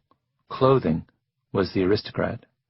Practitioners of the clothing art, dealers in wonderful cloths from every corner of Europe, traders who visited the centers of industry on their annual buying tours, these were the merchant princes of my youth. Their voices were heard, their weight felt. Bourgonect worked in piece goods for a man named Epstein, then moved on to a store in neighboring Yashwaf called Brandstadter's. It was there that the young Bourgonect learned the ins and outs of all the dozens of different varieties of cloth, to the point where he could run his hand over a fabric and tell you the thread count, the name of the manufacturer, and the place of its origin. A few years later, Bourgonect moved to Hungary and met Regina. She had been running a dressmaking business since the age of 16. Together, they opened a series of small piece goods stores, painstakingly learning the ins and outs of small business entrepreneurship. Bourgonect's great brainstorm that day on the upturned box on Hester Street then did not come from nowhere. He was a veteran of Schnittwarenhandlung, and his wife was a seasoned dressmaker. This was their field. And at the same time as the Bourgonects set up shop inside their tiny apartment, thousands of other Jewish immigrants were doing the same thing, putting their sewing and dressmaking and tailoring skills to use, to the point where, by 1900, control of the garment industry had passed almost entirely into the hands of the Eastern European newcomers. As Bourgonect puts it, the Jews bit deep into the welcoming land and worked like madmen at what they knew. Today, at a time when New York is the center of an enormous and diversified metropolitan area, it is easy to forget the significance of the set of skills that immigrants like the Bourgonects brought to the New World. From the late 19th century through the middle of the 20th century, the garment trade was the largest and most economically vibrant industry in the city. More people worked making clothes in New York than worked at anything else, and more clothes were manufactured in New York than in any other city in the world. To this day, the distinctive buildings that you see when you walk down the lower half of Broadway in Manhattan, from the big 10- and 15-story industrial warehouses that run for 20 blocks below Times Square to the cast-iron lofts of Soho and Tribeca, were almost all built to house coat makers and hat makers and lingerie manufacturers and huge rooms of men and women hunched over sewing machines. To come to New York City in the 1890s with a background in dressmaking or sewing or Schnittwarenhandlung was a stroke of extraordinary good fortune. It was like showing up in Silicon Valley in 1986 with 10,000 hours of computer programming already under your belt. There is no doubt that those Jewish immigrants arrived at the perfect time with the perfect skills, says the sociologist Steven Steinberg. To exploit that opportunity, you had to have certain virtues, and those immigrants worked hard. They sacrificed. They scrimped and saved and invested wisely. But still, you have to remember that the garment industry in those years was growing by leaps and bounds. The economy was desperate for the skills that they possessed. Louis and Regina Bourgonect and the thousands of others who came over on the boats with them were given a golden opportunity. And so were their children and grandchildren. because the lessons those garment workers brought home with them in the evenings turned out to be critical for getting ahead in the world. The day after Louis and Regina Borgenicht sold out their first lot of 40 aprons, Louis made his way to H.B. Claflin and Company. Claflin was a dry goods commission house, the equivalent of Brandstadter's back in Poland. There, Borgenicht asked for a salesman who spoke German, since his English was almost non-existent. He had in his hand his and Regina's life savings, $125, and with that money he bought enough cloth to make 10 dozen aprons. Day and night, he and Regina cut and sewed. He sold all 10 dozen in 2 days. Back he went to Claflin for another round. They sold those too. Before long, he and Regina hired another immigrant just off the boat to help with the children, so Regina could sew full-time, and another to serve as an apprentice. Louis ventured uptown as far as Harlem, selling to the mothers in the tenements. He rented a storefront on Sheriff Street with living quarters in the back. He hired 3 more girls and bought sewing machines for all of them. He became known as the Apron Man. He and Regina were selling aprons as fast as they could make them. Before long, the Borgenichts decided to branch out. They started making adult aprons, then petticoats, then women's dresses. By January of 1892, the Borgenichts had 20 people working for them, mostly immigrant Jews like themselves. They had their own factory in the Lower East Side of Manhattan and a growing list of customers, including a store uptown owned by another Jewish immigrant family, the Bloomingdale brothers. Keep in mind, the Borgenichts had only been in the country for 3 years at this point. They barely spoke English, and they weren't rich yet by any stretch of the imagination. Whatever profit they made got plowed back into their business, and Borgenicht says he only had $200 in the bank, but already he was in charge of his own destiny. This was the second great advantage of the garment industry. It wasn't just that it was growing by leaps and bounds. It was also explicitly entrepreneurial.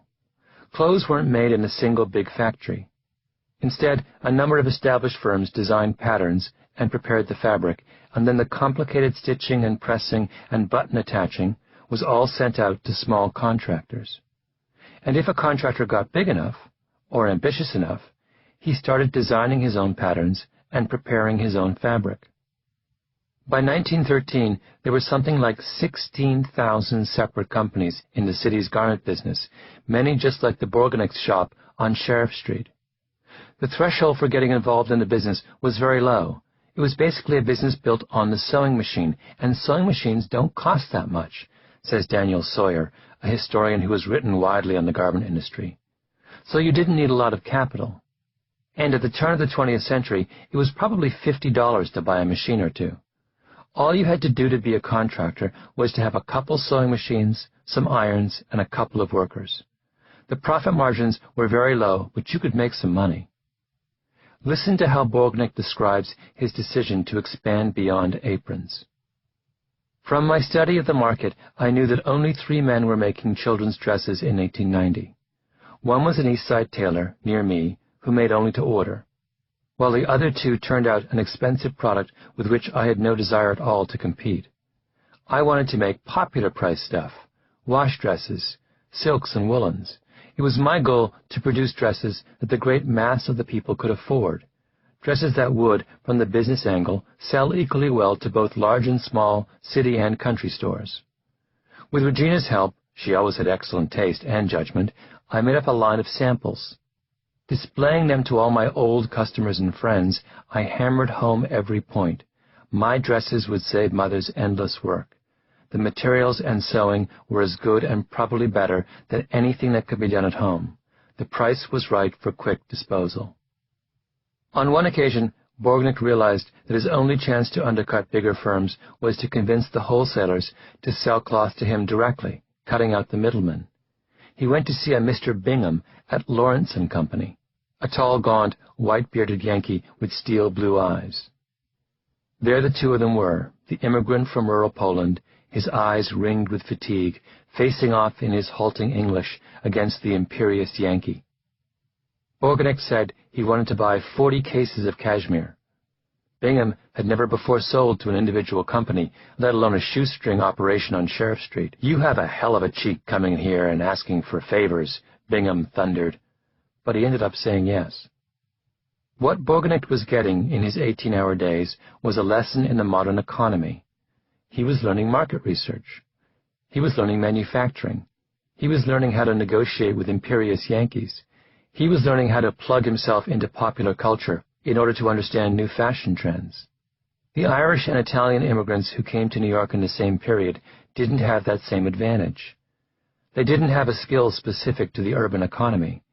They went to work as day laborers and domestics and construction workers, jobs where you could show up for work every day for 30 years and never learn market research and manufacturing and how to navigate the popular culture and how to negotiate with the Yankees who ran the world. Or consider the fate of the Mexicans who immigrated to California between 1900 and the end of the 1920s to work in the fields of the big fruit and vegetable growers.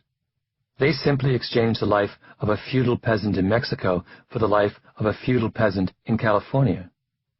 The conditions in the garment industry were every bit as bad, Sawyer goes on, but as a garment worker you were closer to the center of the industry.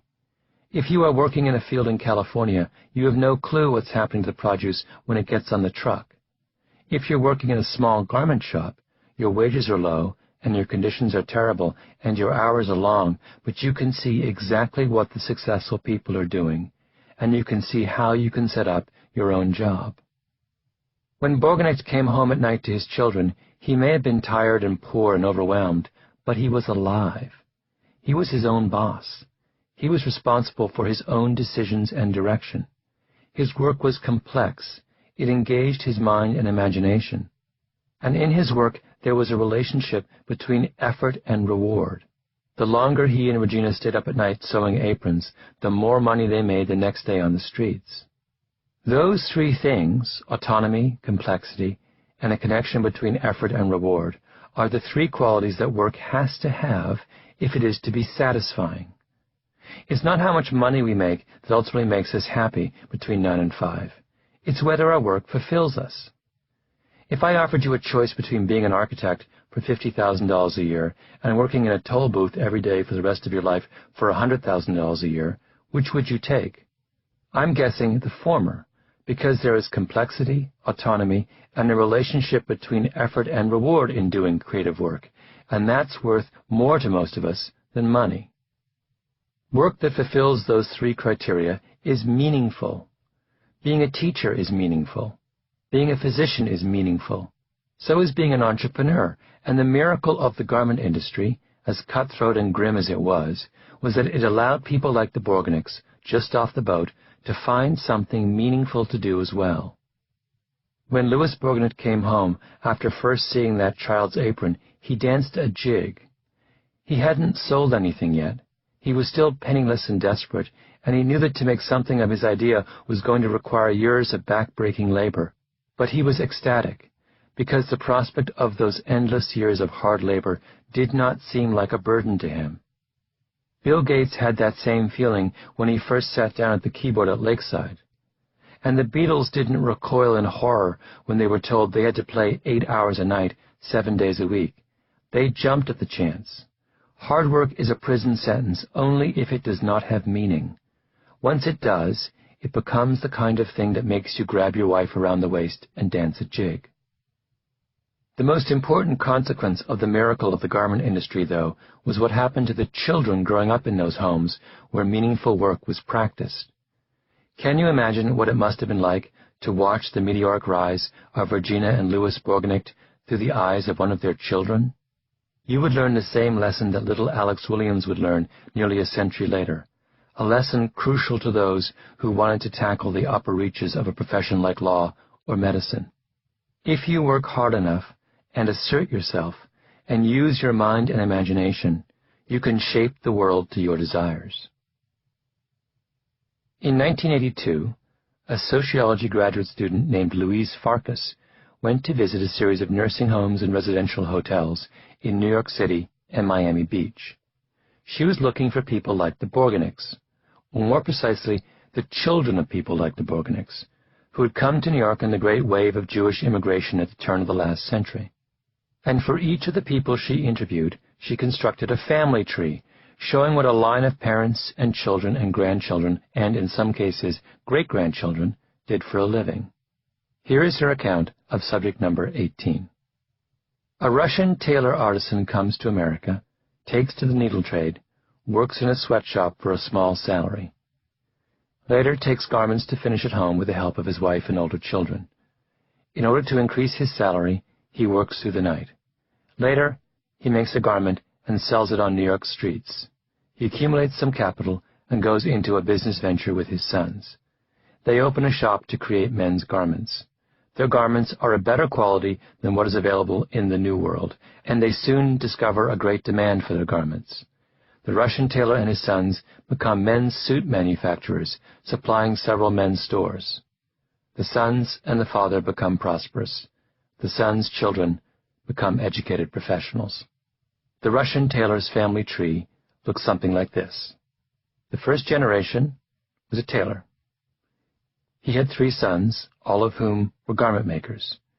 He had 2 grandsons, both of whom were lawyers. Here's another of Farkas's family trees. It's a tanner who immigrates from Poland in the late 19th century. He has 3 sons, all of whom were bag manufacturers. He has 7 grandsons. The first is a doctor, the second is a doctor, the third is a doctor, the fourth is a doctor, the fifth is a lawyer, the sixth is a lawyer, and the 7th is a lawyer. Farkas's Jewish family trees go on for pages, each virtually identical to the last, until the conclusion becomes inescapable. Jewish doctors and lawyers did not become professionals in spite of their origins. They became professionals because of their origins. Ted Friedman, the prominent litigator in the 1970s and 1980s, remembers as a child going to concerts with his mother at Carnegie Hall. They were poor and living in the furthest corners of the Bronx. How did they afford tickets? Mary got a quarter, Friedman says. There was a Mary who was a ticket taker, and if you gave Mary a quarter, she would let you stand in the second balcony without a ticket. Carnegie Hall didn't know about it. It was just between you and Mary. It was a bit of a journey, but we would go back once or twice a month. Friedman's mother was a Russian immigrant. She barely spoke English, but she had gone to work as a seamstress at the age of 15 and had become a prominent garment union organizer. And what you learn in that world is that through your own powers of persuasion and initiative, you can take your kids to Carnegie Hall. There is no better lesson for a budding lawyer than that. The garment industry was boot camp for the professions. What did Joe Flom's father do? He sewed shoulder pads for women's dresses. What did Robert Oppenheimer's father do? He was a garment manufacturer, like Louis Bourgonect. One flight up from Flom's corner office at Skadden is the office of Barry Garfinkel, who has been at Skadden nearly as long as Flom, and for many years headed the firm's litigation department. What did Garfinkel's mother do? She was a milliner. She made hats at home. What did 2 of Louis and Regina Bourgonec's sons do? They went to law school, and no less than 9 of their grandchildren ended up as doctors and lawyers as well. The most remarkable of Farkas's family trees is about a Jewish family from Romania who had a small grocery store in the old country and then came to New York and opened another on the Lower East Side of Manhattan. It is the most elegant answer to the question of where all the Joe Floms come from. The grandfather is a small grocer. He has 5 sons, all of whom go into the supermarket business. And his grandsons? Doctor, doctor, doctor, doctor, psychologist, doctor, doctor, lawyer, lawyer, lawyer, doctor. 10 blocks north of the Skadden Arps headquarters in Midtown Manhattan are the offices of Joe Flom's great rival, the law firm generally regarded as one of the finest in the world. It is headquartered in the prestigious office building known as BlackRock. To get hired there takes a small miracle. Unlike New York's other major law firms, all of which have hundreds of attorneys scattered around the major capitals of the world, it operates only out of that single Manhattan building. It turns down much more business than it accepts. It does not bill by the hour, like every one of its competitors. It simply names a fee. Once, while defending Kmart against a takeover, the firm billed $20 million for 2 weeks' work. Kmart paid, happily. If its attorneys do not outsmart you, they will outwork you. And if they can't outwork you, they will win through sheer intimidation. There is no firm in the world that has made more money, lawyer for lawyer, over the last 2 decades. On Joe Flum's wall, next to pictures of Flum with George Bush and Flum with Bill Clinton, there is a picture of him with the rival firm's managing partner. No one rises to the top of the New York legal profession unless he or she is smart and ambitious and hardworking, and clearly the 4 men who founded the BlackRock firm fit that description. But we know far more than that, don't we? Success is not a random act. It arises out of a predictable and powerful set of circumstances and opportunities, and at this point, after examining the lives of Bill Joy and Bill Gates, pro hockey players and geniuses, and Joe Flum, the Janklows, and the Borgenics, it shouldn't be hard to figure out where the perfect lawyer comes from. They will have been born in a demographic trough, so they had the best of New York City's public schools and the easiest time in the job market. They will be Jewish, of course, so they had the great fortune to have been locked out of the old-line downtown law firms on account of their antecedents. They will have had parents who did meaningful work in the garment business, so they could have learned autonomy and complexity and the connection between effort and reward. They will have gone to a good school, although it doesn't have to be a great school. They don't have to have been the smartest in their class, only smart enough. In fact, we can be even more precise. Just as there is a perfect birth date for a 19th century robber baron and a perfect birth date for a software tycoon, there is a perfect birth date for a New York Jewish lawyer as well. It's 1930, or thereabouts, because that would give the lawyer the benefit of a blessedly small generation. It would also make him 40 years of age in 1970, when the revolution in the legal world first began, which translates to a healthy 15-year Homburg period in the takeover business, while the white shoe lawyers lingered obliviously over their 2-martini lunches at the Princeton Club. If you want to be a great New York lawyer, it is an advantage to be an outsider, and it is an advantage to have parents who did meaningful work, and better still to have been born in the early 1930s. But if you have all 3 advantages, on top of a good dose of ingenuity and drive, then that's an unstoppable combination. That's like being a hockey player born on January 1st.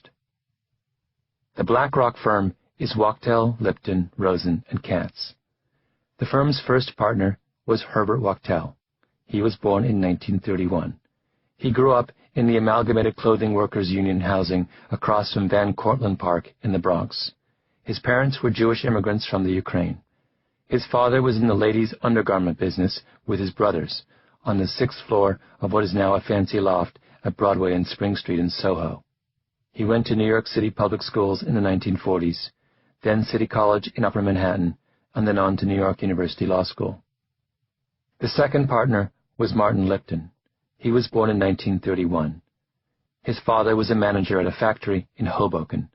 His grandfather was a Jewish immigrant from Europe.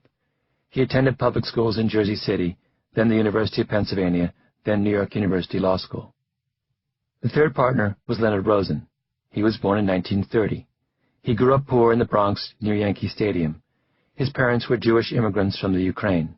His father worked in the garment district in Manhattan as a presser. He went to New York City public schools in the 1940s, then City College in Upper Manhattan, then New York University Law School. The fourth partner was George Katz. He was born in 1931. He grew up in a 1-bedroom, first-floor apartment in the Bronx. His parents were the children of Jewish immigrants from Eastern Europe. His father sold insurance. His grandfather, who lived a few blocks away, was a sewer in the garment trades, doing piecework out of his house. He went to New York City public schools in the 1940s, then City College in Upper Manhattan, then New York University Law School. Imagine that we had met any one of these 4, fresh out of law school, sitting in the elegant waiting room at Mudge Rose. Next to them, the blue-eyed Nordic type from the right background. We'd all have bet on the Nordic type to be the most successful. And we would have been wrong, because the Katzes and the Rosens and the Liptons and the Wachtells and the Flums had something that the Nordic type did not. Their world, their culture and generation and family history gave them the greatest of opportunities. Part 2. Legacy. Chapter 6. Harlan, Kentucky. Die like a man like your brother did. In the southeastern corner of Kentucky, in the stretch of the Appalachian Mountains known as the Cumberland Plateau, lies a small town called Harlan. The Cumberland Plateau is a wild and mountainous region of flat-topped ridges, mountain walls 500 to 1,000 feet high, and narrow valleys, some wide enough only for a one-lane road and a creek. When the area was first settled, the mountainsides and valleys were covered with a dense primeval forest. Giant tulip poplars grew in the coves and at the foot of the hills, some with trunks as wide as 7 or 8 feet in diameter. Alongside them were white oaks, beeches, maples, walnuts, sycamores, birches, willows, cedars, pines, and hemlocks, all enmeshed in a lattice of wild grapevine comprising one of the greatest assortment of forest trees in the northern hemisphere. On the ground were bears and mountain lions and rattlesnakes.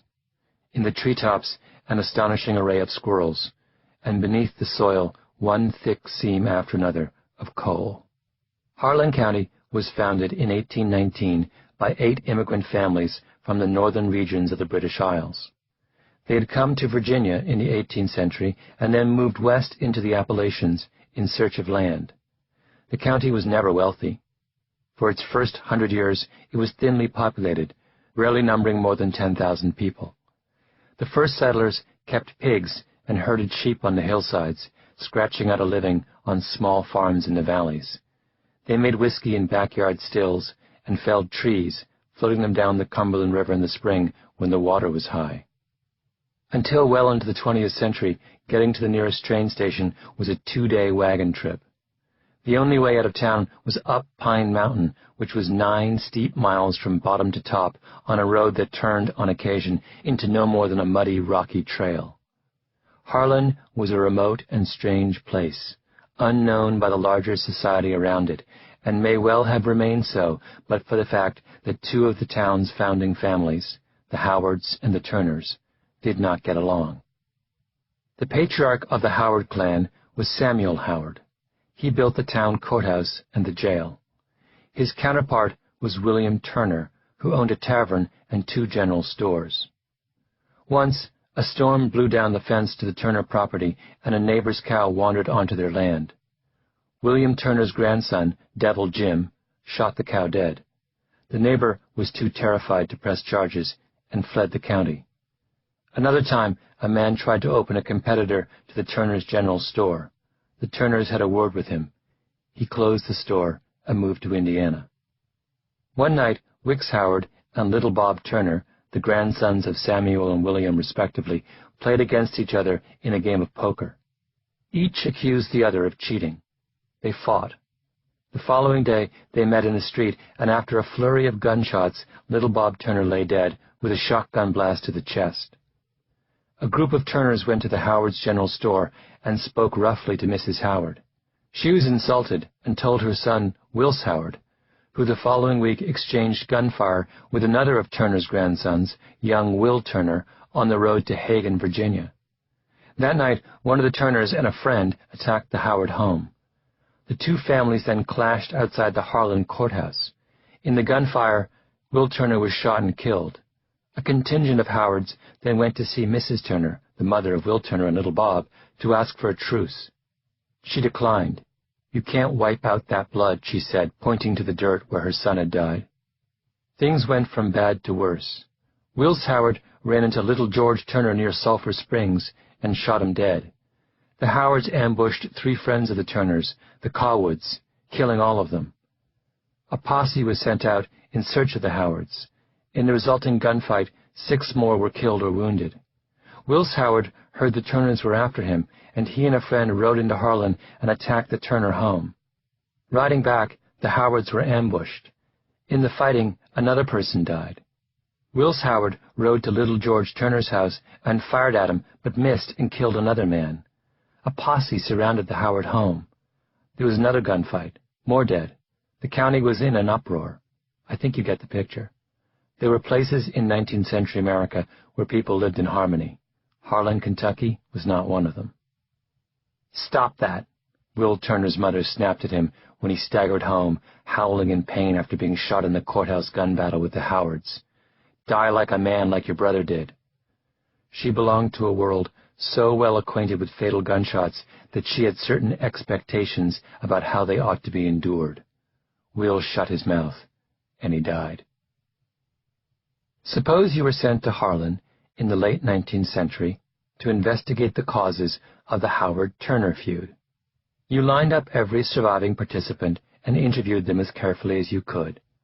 You subpoenaed documents and took depositions and pored over court records until you had put together a detailed and precise accounting of each stage in the deadly quarrel. How much would you know? The answer is, not much. You'd learned that there were some people in Harlan who didn't much like each other, and you'd confirmed that Wills Howard, who was responsible for an awful lot of the violence, probably belonged behind bars. But what happened in Harlan wouldn't become clear until you looked at the violence from a much broader perspective. The first critical fact about Harlan is that at the same time that the Howards and the Turners were killing each other, there were almost identical clashes in other small towns up and down the Appalachians. In the famous Hatfield-McCoy feud on the West Virginia-Kentucky border not far from Harlan, several dozen people were killed in a cycle of violence that stretched over 20 years. In the French Eversole feud in Perry County, Kentucky, 12 died, 6 of them killed by Bad Tom Smith, a man, John Ed Pierce writes in Days of Darkness, who was just dumb enough to be fearless, just bright enough to be dangerous, and a dead shot. The Martin-Tolliver feud in Rowan County, Kentucky in the mid-1880s featured 3 gunfights, 3 ambushes, and 2 house attacks, and ended in a 2-hour gun battle involving 100 armed men. The Baker-Howard feud in Clay County began in 1806 with an elk hunting party gone bad and didn't end until the 1930s, when a couple of Howards killed 3 Bakers in an ambush. And these were just the well-known feuds. The Kentucky legislator Harry Caudill once looked in a circuit court clerk's office in one Cumberland Plateau town and found 1,000 murder indictments stretching from the end of the Civil War in the 1860s to the beginning of the 20th century, and this for a region that never numbered more than 15,000 people, and where many violent acts never even made it to the indictment stage. Caudill writes of a murder trial in Breathitt County, or Bloody Breathitt as it came to be known, that ended abruptly when the defendant's father, a man of about 50 with huge handlebar whiskers and 2 immense pistols, walked up to the judge and grabbed his gavel. The feudist rapped the bench and announced, "Court's over and everybody can go. We ain't going to have any court here this term, folks." The red-faced judge hastily acquiesced in this extraordinary order and promptly left town. When court convened at the next term, the court and sheriff were bolstered by 60 militiamen, but by then the defendant was not available for trial. He had been slain from ambush. When one family fights with another, it's a feud. When lots of families fight with one another in identical little towns up and down the same mountain range, it's a pattern. What was the cause of the Appalachian pattern? Over the years, many potential causes had been examined and debated, and the consensus appears to be that the region was plagued by a particularly virulent strain of what sociologists call the culture of honor.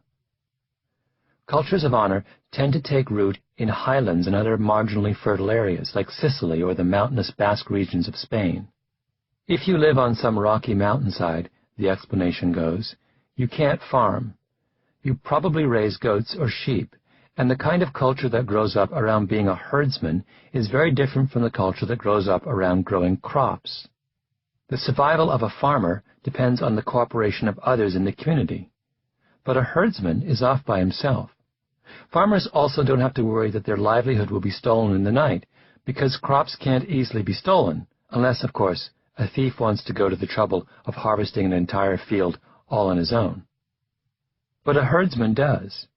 He's under constant threat of ruin through the loss of his animals, so he has to be aggressive.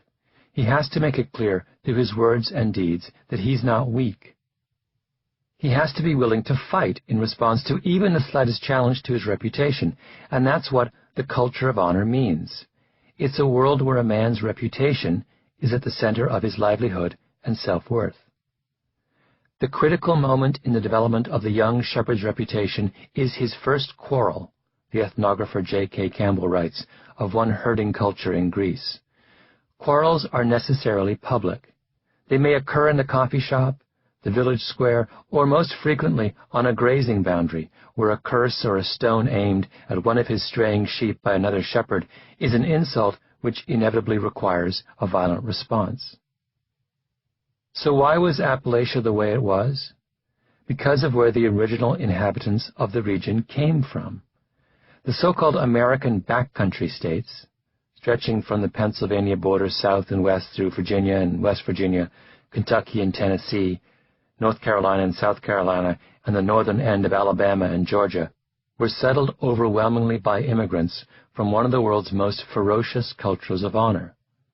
They were Scotch-Irish, that is, from the lowlands of Scotland, the northern counties of England, and Ulster in Northern Ireland. These regions were known as the borderlands, and they were remote and lawless territories that had been fought over for hundreds of years. The people of the region were steeped in violence. They were herdsmen scraping out a living on rocky and infertile land. They were clannish, responding to the harshness and turmoil of their environment by forming tight family bonds and placing loyalty to blood above all else.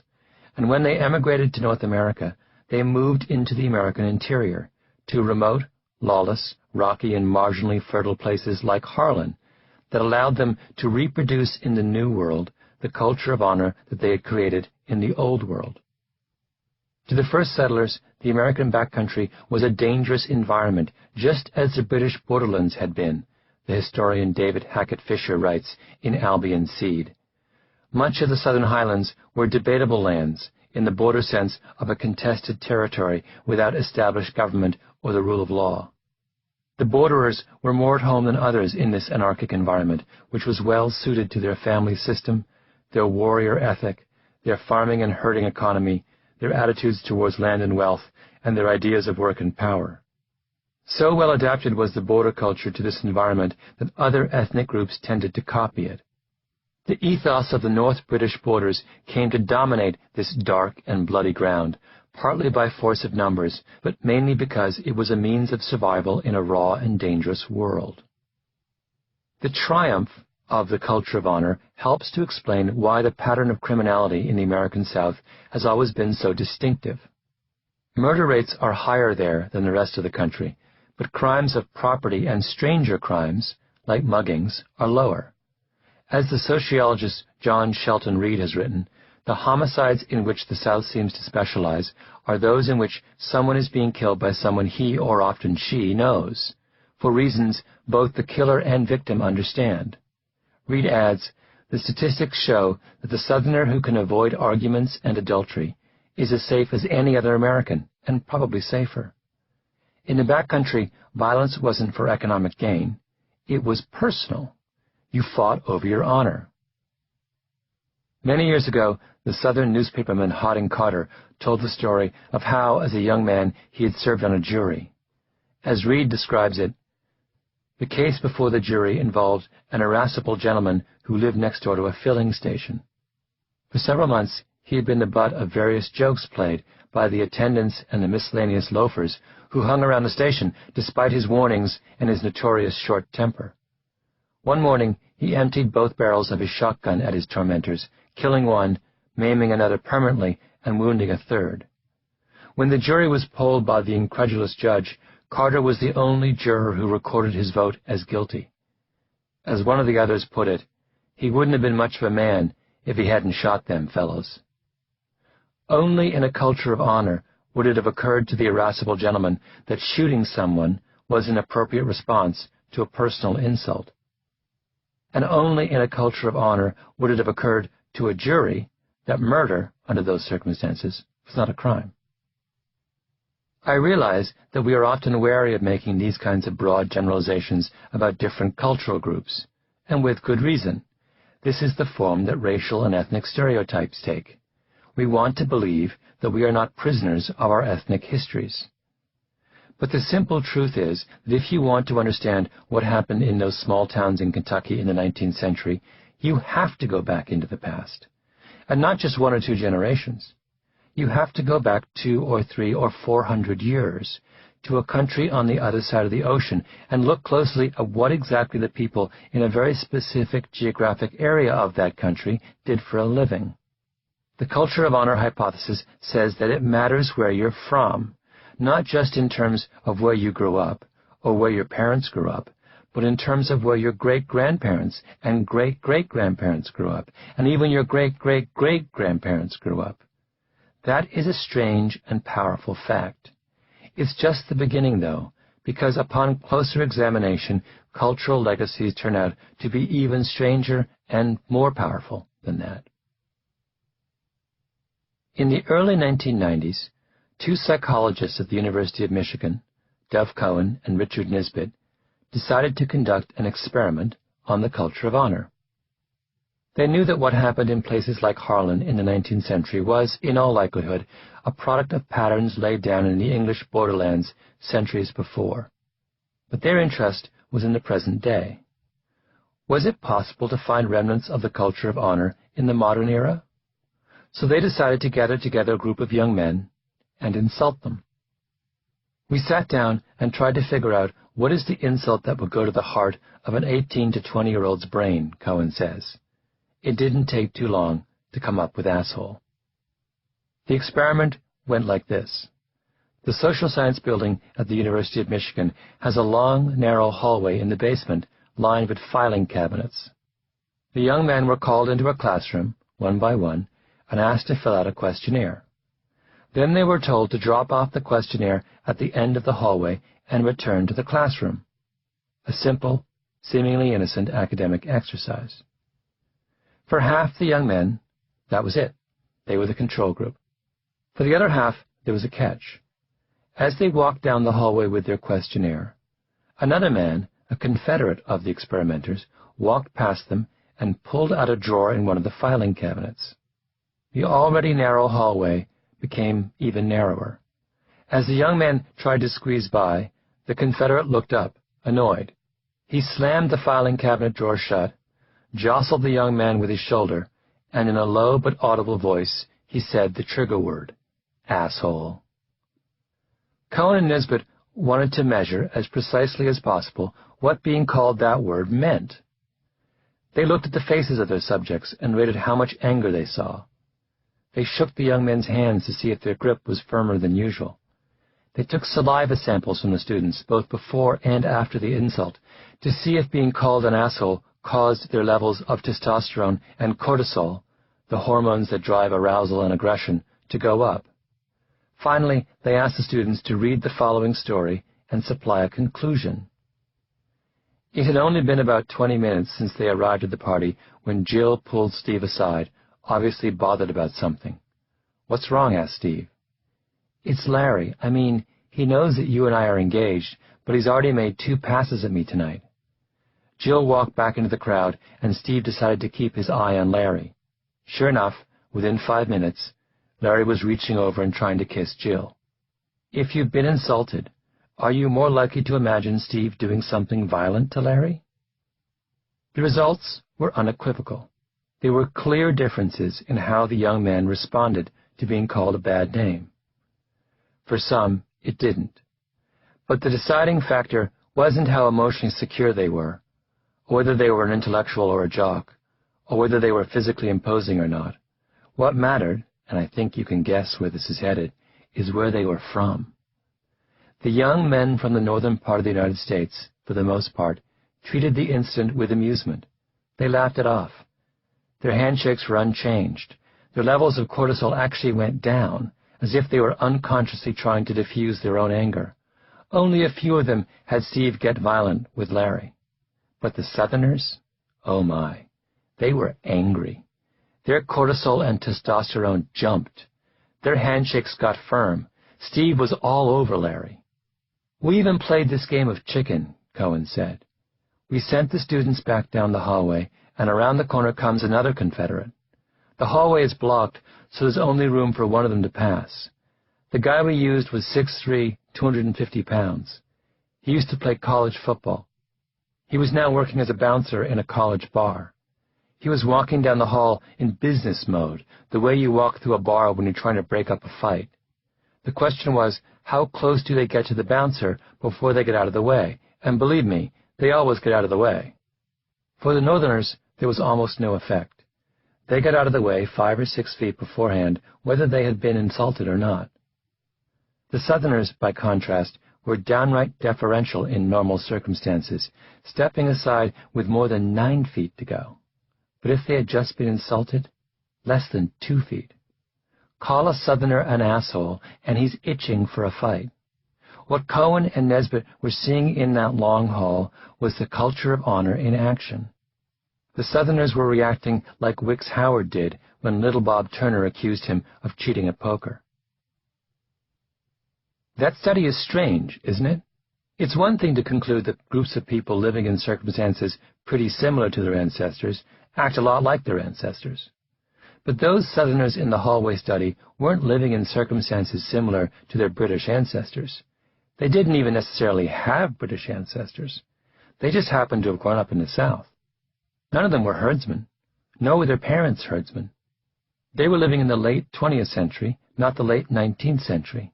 They were students at the University of Michigan in one of the northernmost states in America, which meant that they were sufficiently cosmopolitan to travel hundreds of miles from the South to go to college.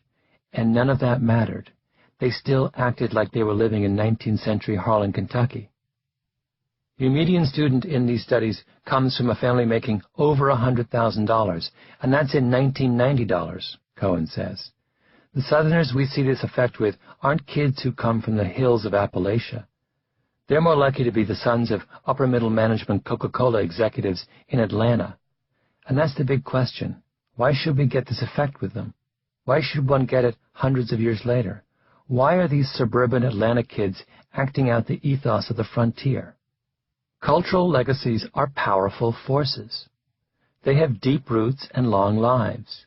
They persist generation after generation, virtually intact, even as the economic and social and demographic conditions that spawned them have vanished. And they play such a role in directing attitudes and behavior that we cannot make sense of our world without them. So far in Outliers, we've seen that success arises out of the steady accumulation of advantages. When and where you were born, and what your parents did for a living, and what the circumstances of your upbringing were like, all make a significant difference in how well you do in the world. The question for the second part of Outliers is whether the traditions and attitudes we inherit from our forebears can play the same role. Can we learn something about how people succeed and how to make people better at what they do by taking cultural legacies seriously? I think we